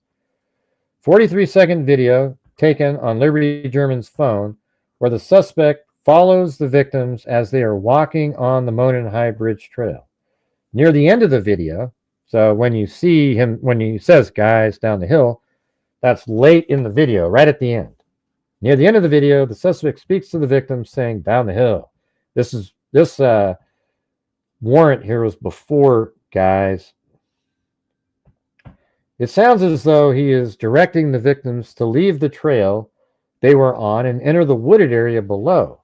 No person has come forward and identified himself as the person who met the victims. Well, they had. It was Richard Allen, but you guys missed it. And he didn't say that's who he was. Had he been shown a picture, though, he would have said, that's me, unless one of the girls who was killed took the picture. It sounds as though he is directing the victims to leave the trail and they were on and enter the wooded area below. No person has come forward and identified himself as the person who met the victims and made the statement in Liberty German's video. Therefore, it is believed that person is Liberty German video participated in the killings. Images of the suspect have been broadcast on news media since February 15th. Right, so there it is. I actually said that. I didn't even notice that, actually. Way back then, I didn't realize that that was important. But it says right there, it was broadcast on news media since February 15th, right? And so now we know that Abby and Libby's bodies were found on the 14th. On the 15th, an image of the bridge guy was put out. The 16th, Richard Allen goes to the police station and says, hey, yeah, I was out there, after seeing a picture of himself. He didn't say that was him, but he says, yeah, I was out there. You know, I was walking the trails. I saw these three girls. They saw me, and then I went down the trails. I was looking at my stock ticker. I went to the bridge, and, you know. Then Liberty German and Abigail Williams are presumed to have made contact with this unknown male. Isn't it interesting? Because now you know that's Richard Allen. Approximately 2:13 p.m., based on analysis of Liberty German's cell phone, which recorded the video. So they know at that time, even in March of that year, that the person that's in the video is the killer. On February 14, 2017, at approximately 12:17 p.m., victim Liberty German and Abigail Williams were found dead with wounds caused by and they redacted that, it was sharp weapon on the property owned by Ronald Logan. A large amount of blood was lost by victims at the crime scene. Because of the nature of the victim's wounds, and I think Barbara McDonald's the one who got this search warrant, because I think it was given to Ron Logan, and then eventually he gave it to Barbara McDonald, who she's always believed that he's the killer. Let's see, wounds to nearly certain. Let's see. Because of the nature of the victim's wounds, it is nearly certain the perpetrator of the crime would have gotten blood on his person or clothing. You mean like Sarah Carbaugh saw a man muddy and bloody. The location of the crime scene is approximately 1,400 feet from Logan's residence. Logan is 77-year-old male. Logan's physical build is consistent with that of the male suspect videoed on Liberty German on the Monon High Bridge Trail. See, I totally disagree with that. I think that was one of the other things that was mentioned was, like, why didn't law enforcement try to do a height analysis, and get some sort of, I might have been just one of the interviews that one of them gave. Why don't they do a height analysis? And the reason you don't do one, you might internally do one sort of quietly to just try to figure out. But if you hire somebody to come in and give you a height analysis based on this kind of math and this and that and the other thing, and then you finally arrest somebody and it doesn't match at all, like let's say it came back at 5'11" and Richard Allen's 5'5", well, you're sort of stuck with your expert and paying for and accurately coming up with a person who's 5'11". So you don't really want to do that, I mean, it's weird, kind of sucks, but you might have some sort of internal tools, nothing official, that you could sort of, the FBI had him at 5'6", 5'6" to 5'10", that's pretty accurate. You guys still there? Logan is 77-year-old male. Logan's physical build is consistent with that of the male suspect videoed by Larry German on the Monon High Bridge Trail. And I don't think he's consistent at all. He doesn't look anything like the guy on the bridge. You don't see the mustache or anything like that. Ron Logan is way taller, much bigger upper torso, really wide sort of, he doesn't look anything like the guy on the bridge. This is just, I think what we determined was the person that wrote this was trying to write it in a way that sort of implicated Ron Logan to get a search warrant through, because it's garbage. Logan owns farmland and cares for large animals. Logan appears to be in good physical condition. He's 77 years old. Logan has been interviewed several times. His voice is not inconsistent with that of the person in the video. Yeah, I think it's totally inconsistent. Doesn't sound anything like it. But you can see, you notice in this document, they use all the time, not inconsistent with. You'll see it over and over again. I mean, my God, that's so weak, right? Wouldn't you say his voice is consistent with? It's not inconsistent. I mean, that's at a point where it's like, okay, well, I mean, just barely consistent with something, like, guys down the hill. Oh my God, Gray did it because he said it. Yeah, it's just, I just thought it was lame the way they did this. So it was also discovered that was missing. Okay, yeah, I think this is like an underwear and sock of one of the victims was missing from the crime scene, while the rest of their clothing was recovered. It also appeared the girls' bodies were moved and staged. This is all stuff that was new at the time when we saw this. Based upon my training and experience, it is common for a perpetrators of this type of crime to take a souvenir or in some fashion memorialize the crime scene, whether by photos or electronic or digital methods that are then downloaded onto computer storage devices, tablets, phone, iPad. This sounds like Keegan Kline at this point. Devices or other electronic devices that store digital data. Larry German and Abigail Williams had no visible signs of a struggle or fight. During the processing of the crime scene, investigators located unknown fibers and unidentified hairs, which may later be used for comparison of similar fibers or hairs. Logan owns numerous weapons, including handguns and knives, that were observed by law enforcement officers during the execution of the search warrant that took place at his home on March 6, 2017. So that was, you could almost go back to that last document we were reading where they had to go to Robert Ives and they went out there. Logan's home was searched as a result of a probation violation.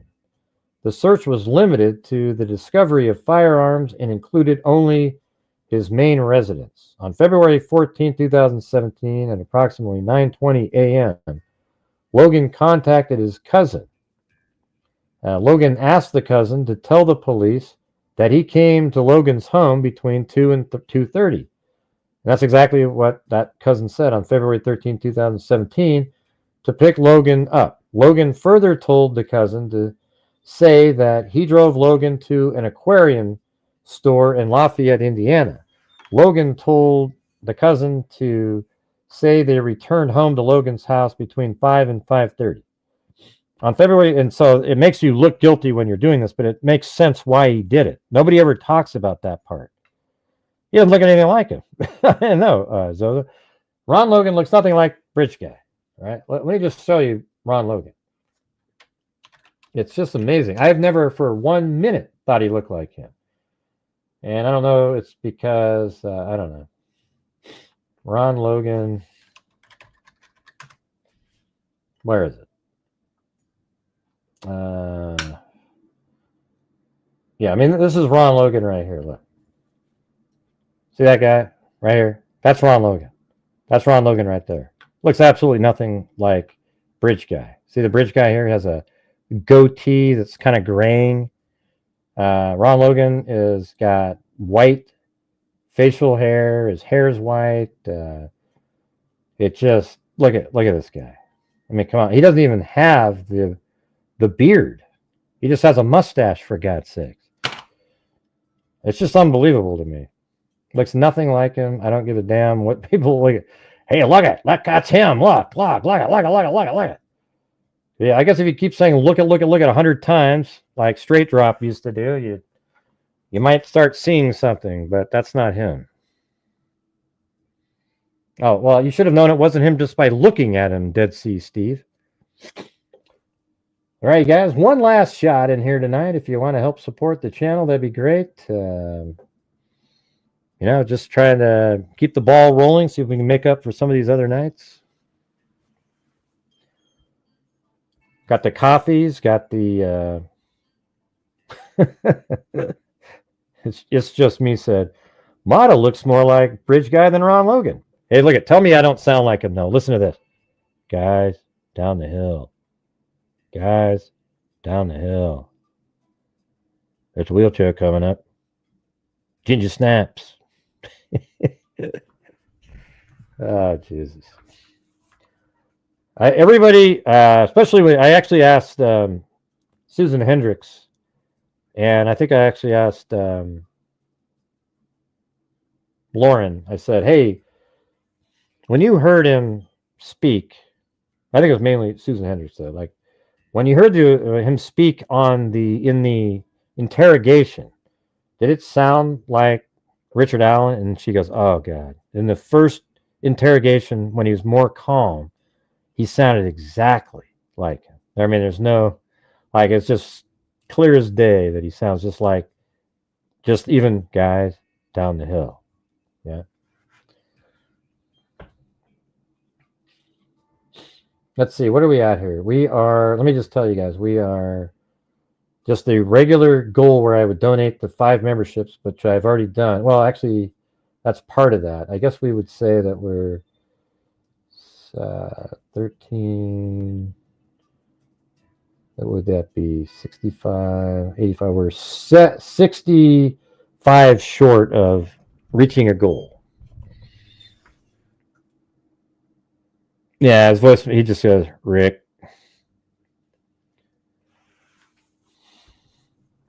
On February 14, 2017, at approximately 9:20 a.m.,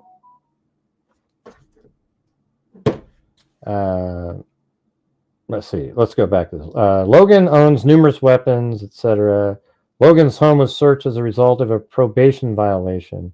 The search was limited to the discovery of firearms and included only his main residence. On February 14th at 9:20 a.m., Logan contacted his cousin, and Logan asked the cousin to tell police that he came to Logan's home between 2 p.m. and 2:30 p.m. on February 13th to pick Logan up. So he had him change the time because I think he wanted it to just be squashed where they wouldn't look deeper into him. You know, that's really why he changed it to 2 to 2:30, because if he said, yeah, I was with him at 2, they go, okay, forget it. But if he starts saying, yeah, you picked him up at 3, well, then there's this wiggle room time, right? On February 13, 2017, to pick Logan up. Logan further told the cousin to say that he drove Logan to an aquarium store to Lafayette, Indiana. Logan told the cousin to say they returned home to Logan's house between 5 p.m. and 5:30 p.m. Actually, I guess if you add in the coffees, we made the goal. Never mind. I didn't really think about it like that. On February 14, 2017, while requesting consent to search Logan's property, a law enforcement officer advised Logan that law enforcement officers would not search his home unless evidence led law enforcement officers to Logan's house. In that meeting, Logan told the law enforcement officer that he did not think evidence would lead them to that, but said, I don't know. You know, so there he goes. I don't know, you know, if it'll lead you to my house or not. I don't know why he talks like that. It's crazy. A receipt from Aquarium World in Lafayette dated February 13, 2017, with a checkout time of 5:21 p.m. was found in Logan's home on March 6, 2017, and it matched what they said, too, during a probation violation search. Logan resides approximately 22 miles from the store. It would take approximately 30 minutes to get to the store from Logan's home. On March 6, 2017, during an interview with law enforcement, Logan said he was picked up by his cousin around 3 p.m. and taken straight to the aquarium store in Lafayette. And that's before he knew that there was a time concern regarding the killings. And then he probably went, oh, I want you to include that time too, because if you don't, they'll be curious about me because their bodies were found on my property and they'll want to look in to see where I was. I guarantee you that's how he was thinking. Mary said, here, let's see. Do I have a positive comment? I just wanted to say thanks at Gray Hughes for speaking the facts on Court TV. It was so frustrating to watch until you came on. You know what's weird about that is I hear that a lot. I do hear that a lot. I got to be honest.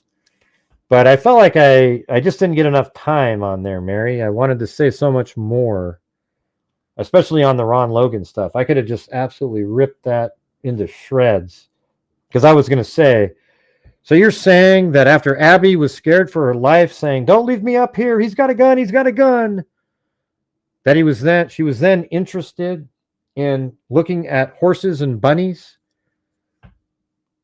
And then I was going to say that it was double hearsay. And not only was it double hearsay, the first hearsayer was deemed to be uncredible by the second hearsayer, who was writing up a polygraph notes on it. It was crazy. Anyways, thanks for the nice comment there. I know when he said time is up, I was like, I wanted to go see that. He gave me those 15 seconds though, and I thought what I said in the 15 seconds I thought was, good enough for the 15 seconds. What did you think? I know, but that's what's cool about Vinny. He saw my face and he was like, okay, you got 15 seconds.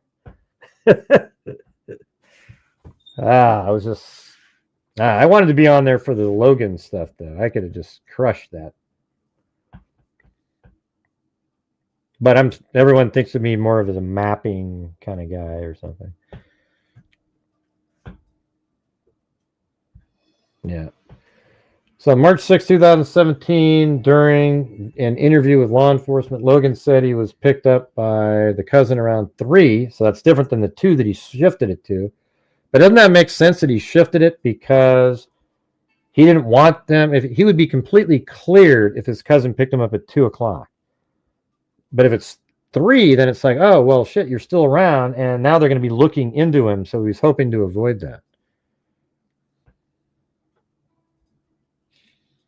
Hey, I don't know if you noticed, Mary, but did you notice that on the segment before mine, that when Vinny asked them all, so when did you guys hear about the box cutter before? They said, oh, yeah, when the medical examiner brought up at a trial. And now look at Ron Logan's talking about the box cutter. And not one of them said, well, I mean, Richard Allen brought up box cutter at trial, remember? He said he used it, and then he threw it in the dumpster at CVS Pharmacy. But not one of them said that. I mean, isn't that amazing that they're that? I would have said them all. I would have said, yeah, we heard it from the medical examiner. We heard it from Richard Allen himself when he said he used it at the crime scene and then threw it in the dumpster at CVS Pharmacy. And now we hear it in a double hearsay written portion of a document that Ron Logan might have said it. You see how that would just totally squash that whole crap? I always select all messages, but the comment don't show.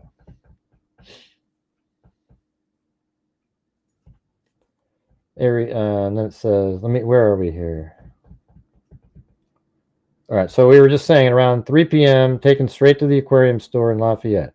That's the story he originally said, but then he switched it to 2.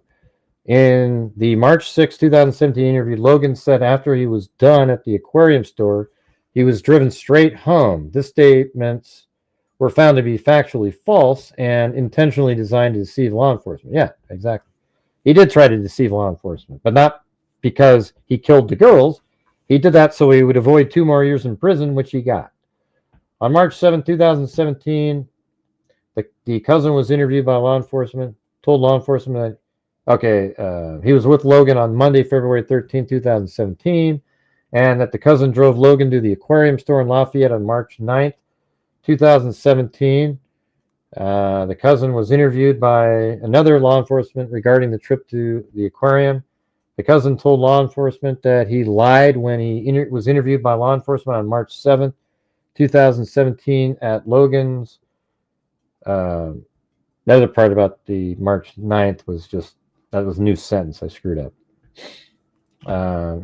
Let's see. When he was interviewed by law enforcement on March 7th, 2017 at Logan's request, the cousin explained that Logan had never asked the cousin to lie for him in the past. The cousin knows that Logan had driven his vehicle while on probation was prohibited from doing so. The cousin also said that Logan did not ask him to lie for Logan when Logan drove to the transfer station earlier in the day. Right, because the transfer station is just right there. He didn't expect that, there isn't a receipt or anything, you know what I mean? He just sort of goes there. He doesn't care about that.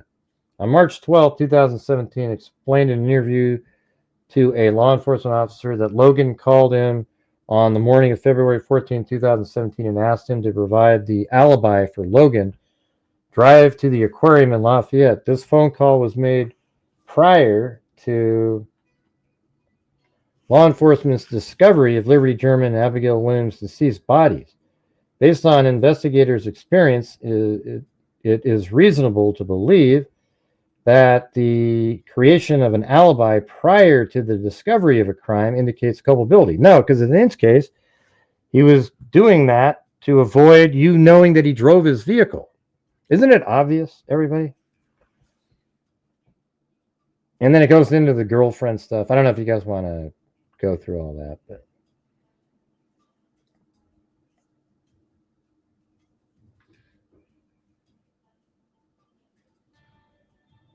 well, they might be able to. What we were coming up with earlier is what if they start now saying, now that little piece of information's out there, couldn't now Richard Allen come forward and say, listen, I didn't actually kill the girls, but I was there. It was actually Ron Logan who killed the girls. He met me on the other side of the bridge, and as we were walking, that's when he said, hey, do you guys want to see the bunnies and rabbits? And the little one was like, oh, yeah, that'd be cool. But Libby didn't want it, and then we brought him over to the crime scene, and then he's the one that killed him, and then he burned his clothes in the pit, and some of the blood got on me and stuff like that, and so I left the area, never to come back again. But I wasn't the one that killed him. It was actually Ron Logan. So he has to admit that he was there, but maybe he can now pin the murder itself on Ron Logan, a person who has no ability to defend himself.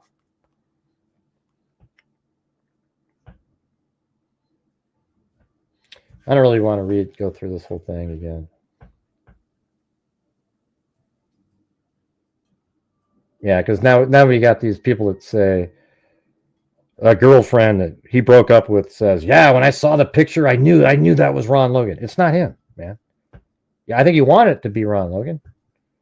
It's not him. Anyways, what time is it? I've been on here for a long time. Oh, geez, 3 hours again. Long day. Long day. Ignorant to not listen at all to what was talked about today. You will be surprised when everything that is true comes out. You might feel dumb when not listening at all. Nobody knows what you're talking about, Rainbow Rising, and definitely won't feel dumb at all. I think you'll feel stupid. And you should feel stupid already because Richard Allen was found guilty by 12 jurors. He lost. You lost. I'm sorry that you weren't able to free a double child killer. I know it must be tough for you, but hey, but what about Clicks? You know, Click and Ferency and those guys. Well, wait a minute. I thought you said it was Ron Logan. What about the Odinists that you're talking about? Click and Ferency. What about those guys, huh? Is it the Odinists or is it Ron Logan? Which one is it, you guys?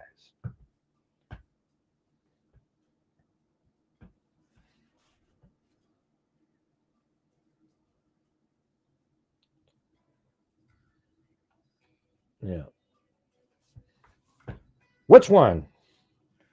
Let's see. Okay, you want it to be Brad Weber. There was sticks in his garage. You want it to be Ron Logan because he told somebody else who then was deemed uncredible by a polygraph test at the same time he was saying it. And then you want it to be these Odinist people where there's no nexus whatsoever, putting any of them at the crime scene. I mean, you guys are nuts. You know that? Like, literally certifiable crazy. And even though the time has changed to 2:44, it doesn't mean much. It just means that Richard Allen was startled 20 minutes later than we previously thought. Okay, that's it. Good night now.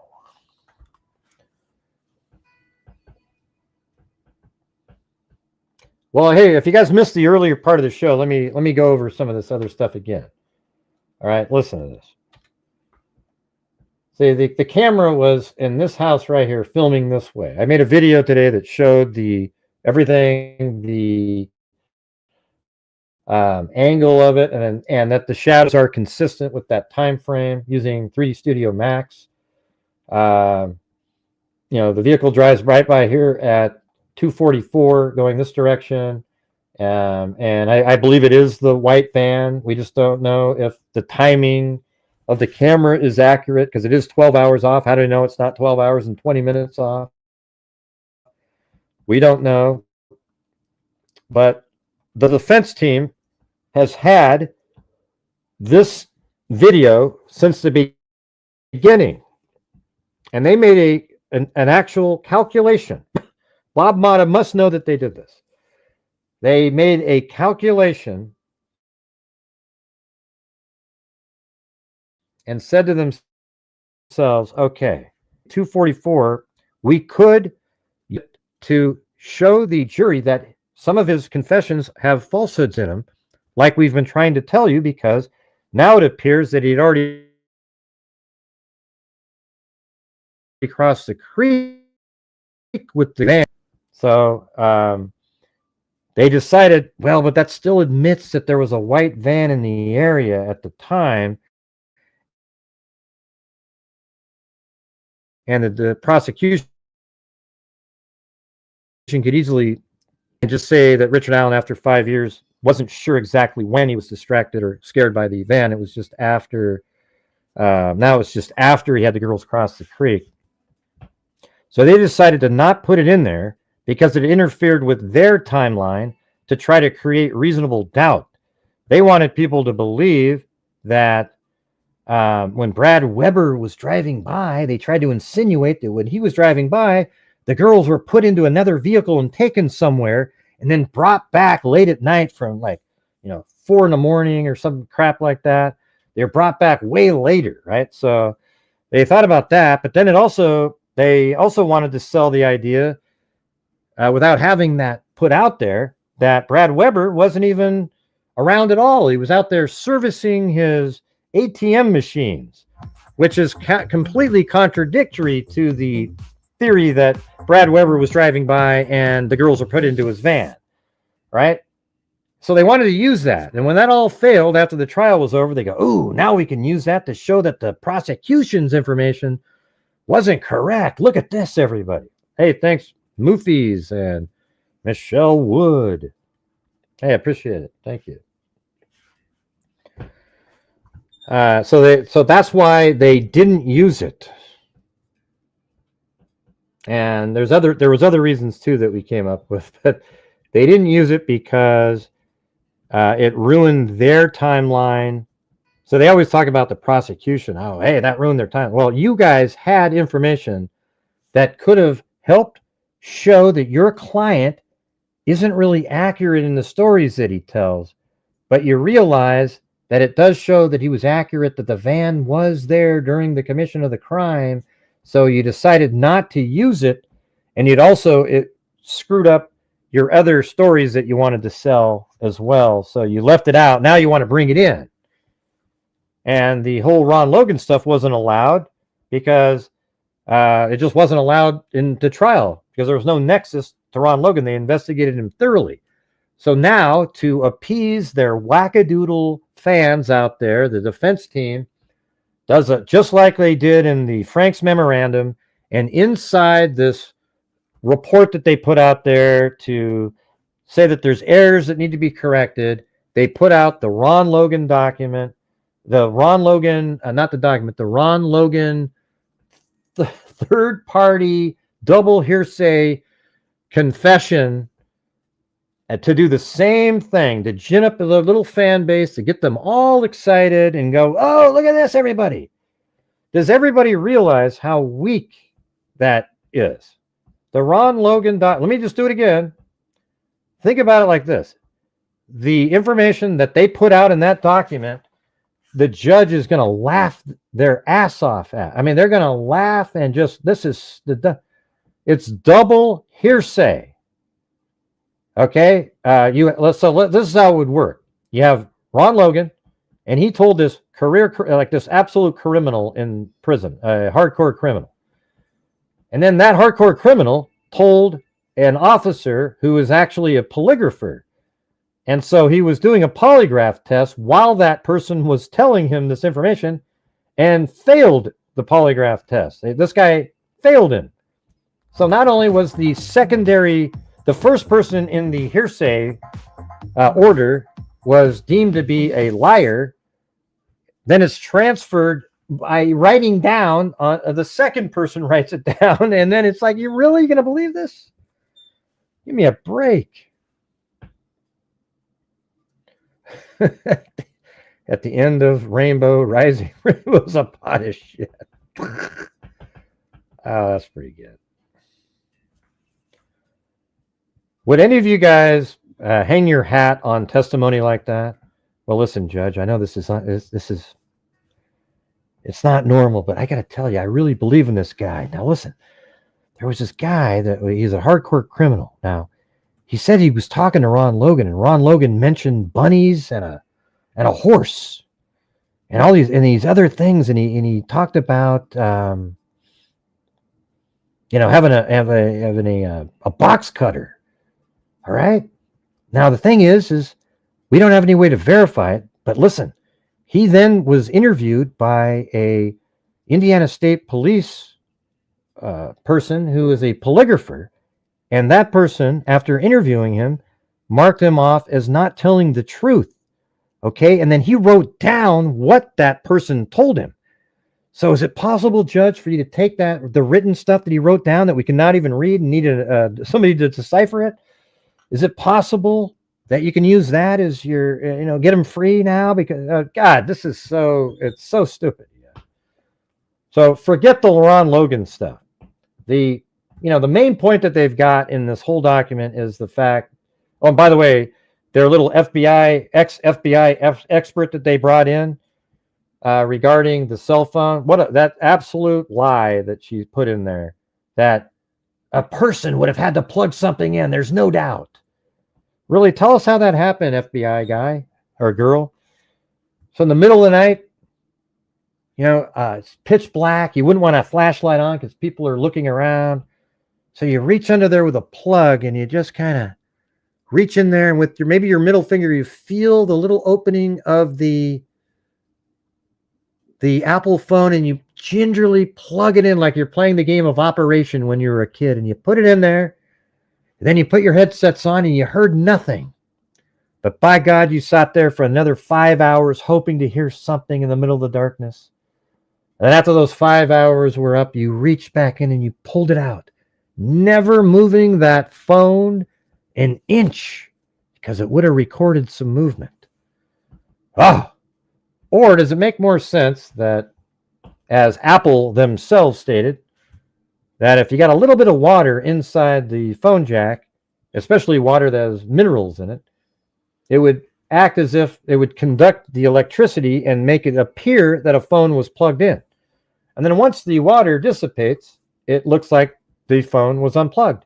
Doesn't mean there's water damage either. It just means water made it seem like there was, it made conductivity in there, making it seem as if a phone was plugged in. God, I hate making sense.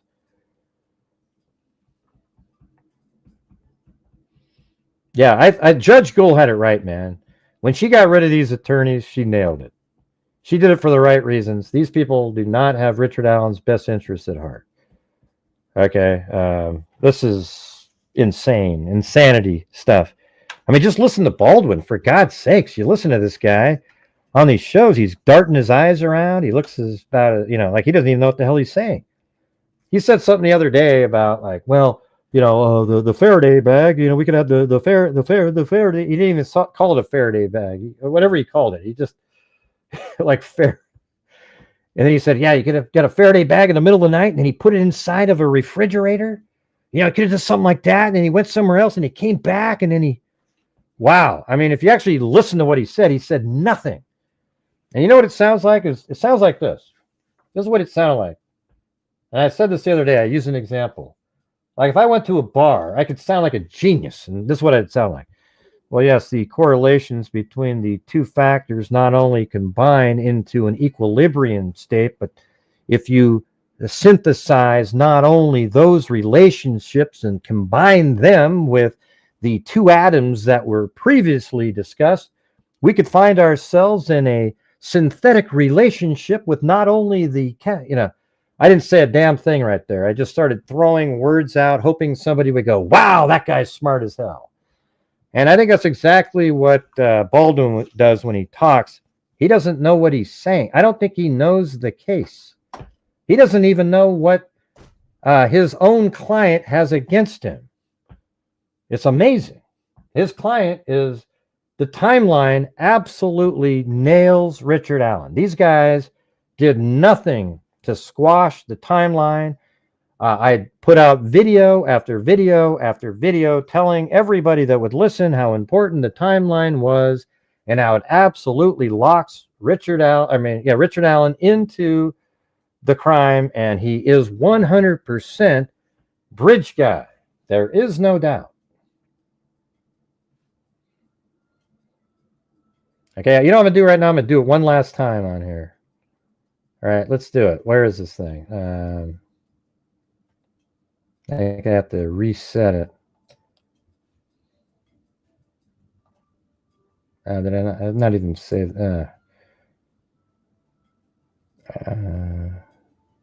Oops. Jeez.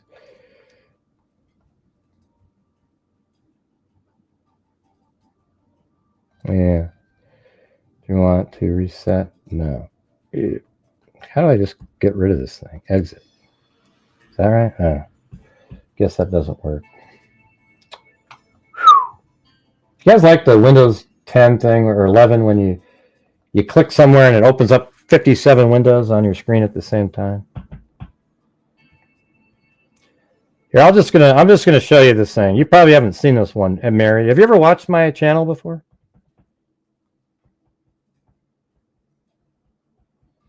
How do you like this when Richard Allen was asked, is that you in this picture, Richard Allen? Well, no, but no, that's not me. If the girl took the picture of me, if the girl took the picture, it's not me. Well, what you're really saying, Richard, is yes, that is me, but I can't tell you it's me if the girl took it, because then it would make me look guilty. Yeah, okay. Oh, okay, cool. I just haven't, you don't chat too much, right? Or maybe, I don't know. God, what's going on with this? Close. There it is. Is it still moving around over here? Open, recent, and there it is.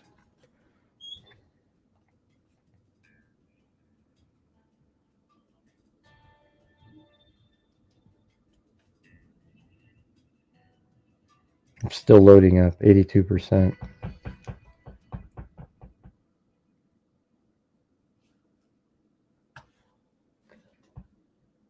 It's kind of frozen at 82%. There it is. All right, here we go. Here we go, everybody. For those who haven't seen this before, this will show you that Richard Allen is Bridge Guy. There is no doubt, everybody. Here we go. These are the 3 girls. Just pretend there's 4 spheres there, because it's actually 4 girls. But one of them was so young they didn't use her. When I did the interview with Jerry Holman, he said the same thing. So here we go. Those are the 3 girls. There's actually 4.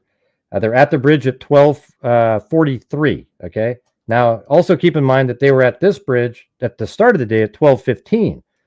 So when Richard Allen said in 2022 in October that he got there at 12 and left at 1:30, that's a lie also, because these same 3 girls clear the entire secondary time frame that all of the Richard Allen lackeys keep not talking about.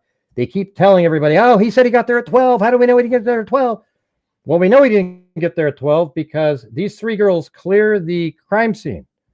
You know, the area, not the crime scene, but they clear the area. They get here at 12:15. They're here at 12:43. They walk this direction, and they never saw Richard Allen until they're at a bench at 126. And as they're walking out, now look at this. They're at 126. Now watch right here. This black car drives by the Hoosier Harvest store at 127, 1 minute after they took that photograph at the bench. And guess what? It matches the black Ford Focus that Richard Allen drives, including the rims, the special rims that it had. Then it parks at probably 128-ish. And then I have it about 133 right here. And the girls apparently pass him as they're leaving the woods, the wooded area at 133, 134. They see him and he sees them. He even describes one looks like the older sister of the other one. So that means this is Richard Allen right here. There is no doubt. They all saw each other. Okay, now Richard Allen then said he went to the bridge. It takes 11 minutes to get to the bridge. So he would get to the bridge over here at 144. Now look over here. As Richard Allen's about to reach the bridge, Betsy Blair drives underneath State Road 25, looks up and sees the 4 girls, then drives around and passes the Hoosier Harvest store at 146, just a minute or 2 after Richard Allen got to the bridge, and then parks her car, gets out, and then she's on her 3rd loop of the day, which is going to the Monon High Bridge, then down the 505 trail a little bit, and then back up this way, and then back to her car and leaving. So her first move is to go to the Monon High Bridge. And then as she's walking down, Abby and Libby are dropped off at around 148 because Libby drives by the Hoosier Harvest store at 149. So they're walking slower because they're just hanging out where Betsy Blair is exercising. So Betsy Blair makes it to the bridge probably at around, she got out at 147, let's say 153, 154, turns around, walks this direction. Then about 156, 157, passes Abby and Libby, who are walking, and then Abby and Libby get to the bridge at like 2 to 201.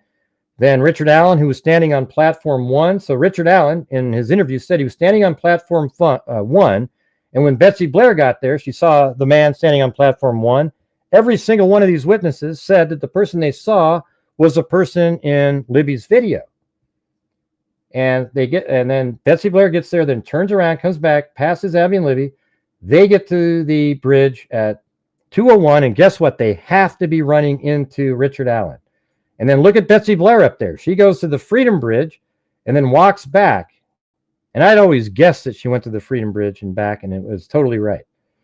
And she walks back this direction right here and never ran into Richard Allen. And you know why? Because he wasn't around. Even when she got here, she could see to there. Richard Allen wasn't visible because he's with the girls crossing the bridge.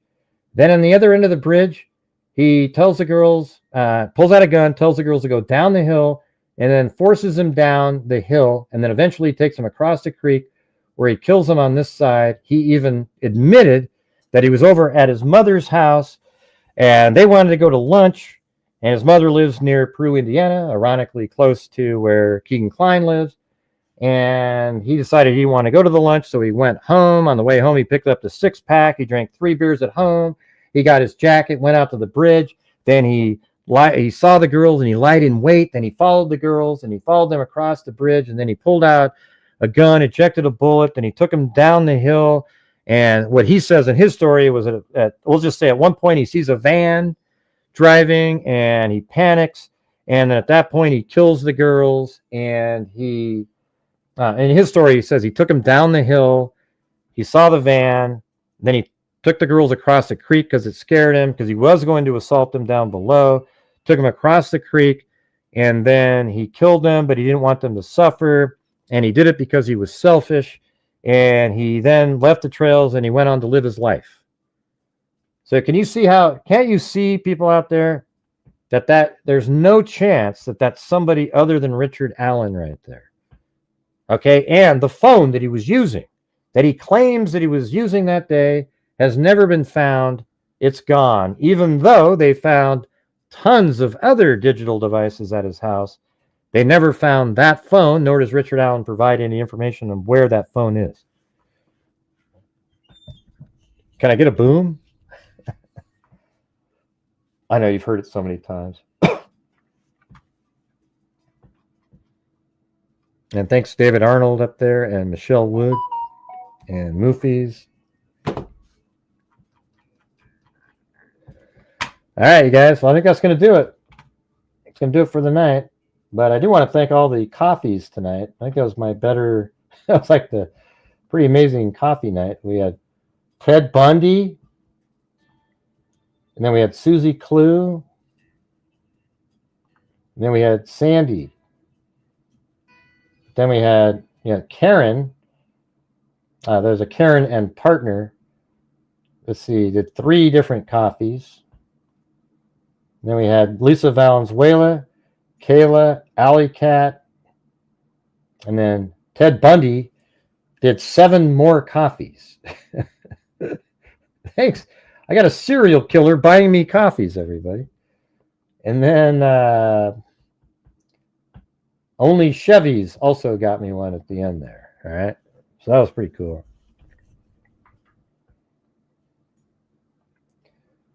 Let's see. We've got... and then I also got a really generous, even more, like a crazy buy me a coffee earlier in the day on a different show. It was like a month's worth of coffee supplies. But anyways, thanks to Timothy Cecil, Amber Maiden, Richard Watts, Allie Cake, Stephanie, Stage Left Even, Crimezilla. Is that really Ted Bundy right there?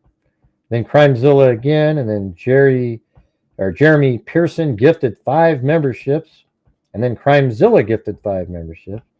Then Mark gifted a membership. Then Allie Cake, Jeremy Pearson, Shannon M, Allie Cake, Joel Burnt, and then Mark gifted a membership. Then Metal Mama Michelle.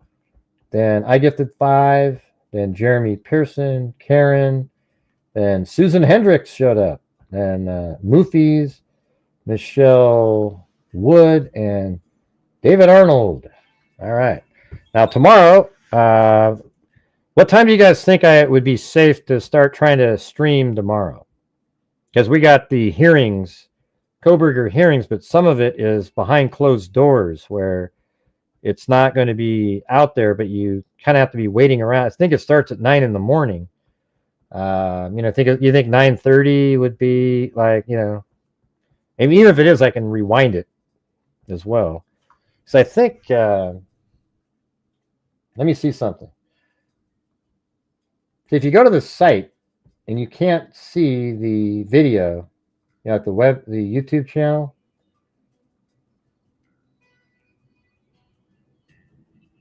let's see.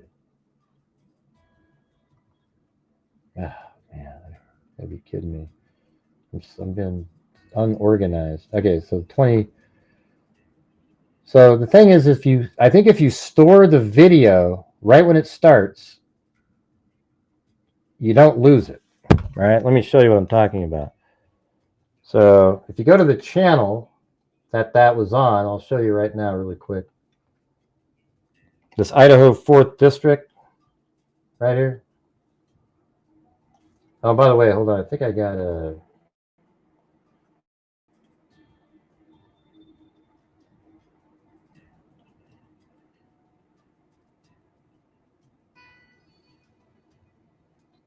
Oh, yeah, I got a PayPal earlier from Peggy. So thank you. Thank you very much. All right, so look at right here. If you click on live, see, then look at it. It says scheduled for, oh man, 8 a.m. tomorrow. Jeez, you got to be kidding me. They have to be there. But look at how the one from today isn't there. Now, here's what I think is that they are unlisted, but they're still there. Now, let me see if I'm correct. I'm going to paste in the URL from today. And let's see. Boom. Can I get a boom? There we go, everybody. So as long as I get the URL, I can always go back and play it again. So that was 8 minutes long. There's a whole damn thing in there. And so that's what I figured they were going to be doing. And awesome. But if you go look at you can't see it there. All right. So if anything, if anybody tomorrow sees the video playing and I'm not there, just send me the email. I'll just come on and boom, I'll just rewind it and we'll just get through it. Maybe even speed it up or whatever to get to where we need to be. But I'll try to get up at that time. But that's ridiculous for me. I mean, by the time my show's over, by the time I wind down. By the way, did you guys see that ridiculous Catholic preacher giving like the first, like, just, oh man, I couldn't believe it. Sorry if that's a political thing. I just thought it was so inappropriate. It was almost embarrassing. I don't care what side of the part where you're at, man. That was just unbelievable. I'm just looking at it on the background on it. It's on a television. Couldn't believe it. It's embarrassing as hell.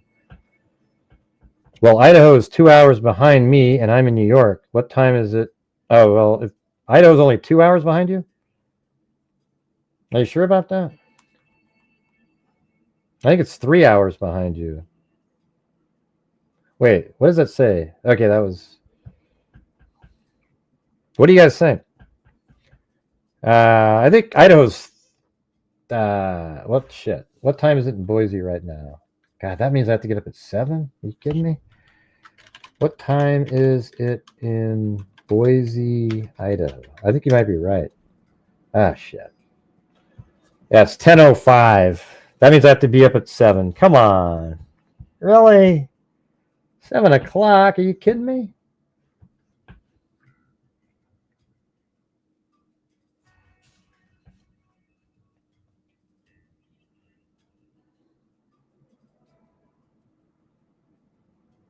Yeah, you're right.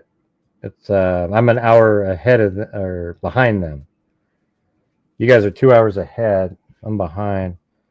Anyways, thanks for the kind words up there, Mary. Hey, you made me feel good about the night and my appearance on that show. If you go look at the comments underneath the video, when they put the video out tonight, I mean, I just get so much hate. It's almost unbelievable, isn't it? I know I like faster. I like listening to myself at a faster pace too. Like when I'm editing my videos and I'm playing at a fast pace, I'm like, oh, wow, that's better. Sometimes I want to speed it up like 25% and just change the pitch back to my own voice. Can you believe that there's people literally sitting in here waiting? There's 9 people. I guess I could leave it up on my screen too. You know, why not, right?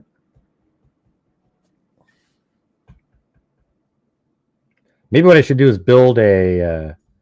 I'll just get it ready right now, like a thumbnail for tomorrow. I don't think I need to use... Well, it's kind of cool using StreamYard because I can stream to 4 other places. I have it on Twitch and on Twitter and I think Facebook or something.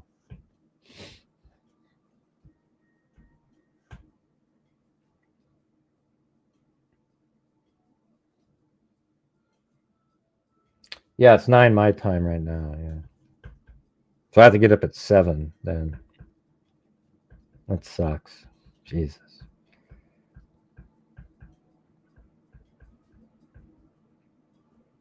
I mean, do you live in Oregon too, or were you 1 hour ahead? Okay. I'm behind, I guess. Anyways, thanks everybody for being here. I appreciate it, and I hope you know. I hope you're all sort of how like Mary is. When you see me out there, I'm just trying to fight for the reality. I would never make something up to try to sell a story or something. I'm telling you what the reality is.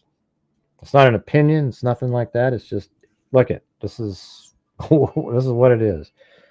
And but I know a lot of you think that about me already. It's just kind of neat seeing somebody else type it in. You know what I'm saying? Anyways, thanks everybody. We'll see you guys later. And as I always say, until next time, be safe out there. Oh, and by the way, I did want to say I just got my email that my notebooks and those poker chips that'll be combined with the stress ball and the pens they just got shipped today from, I think, Florida. So, you know, should have those, start sending those out pretty soon.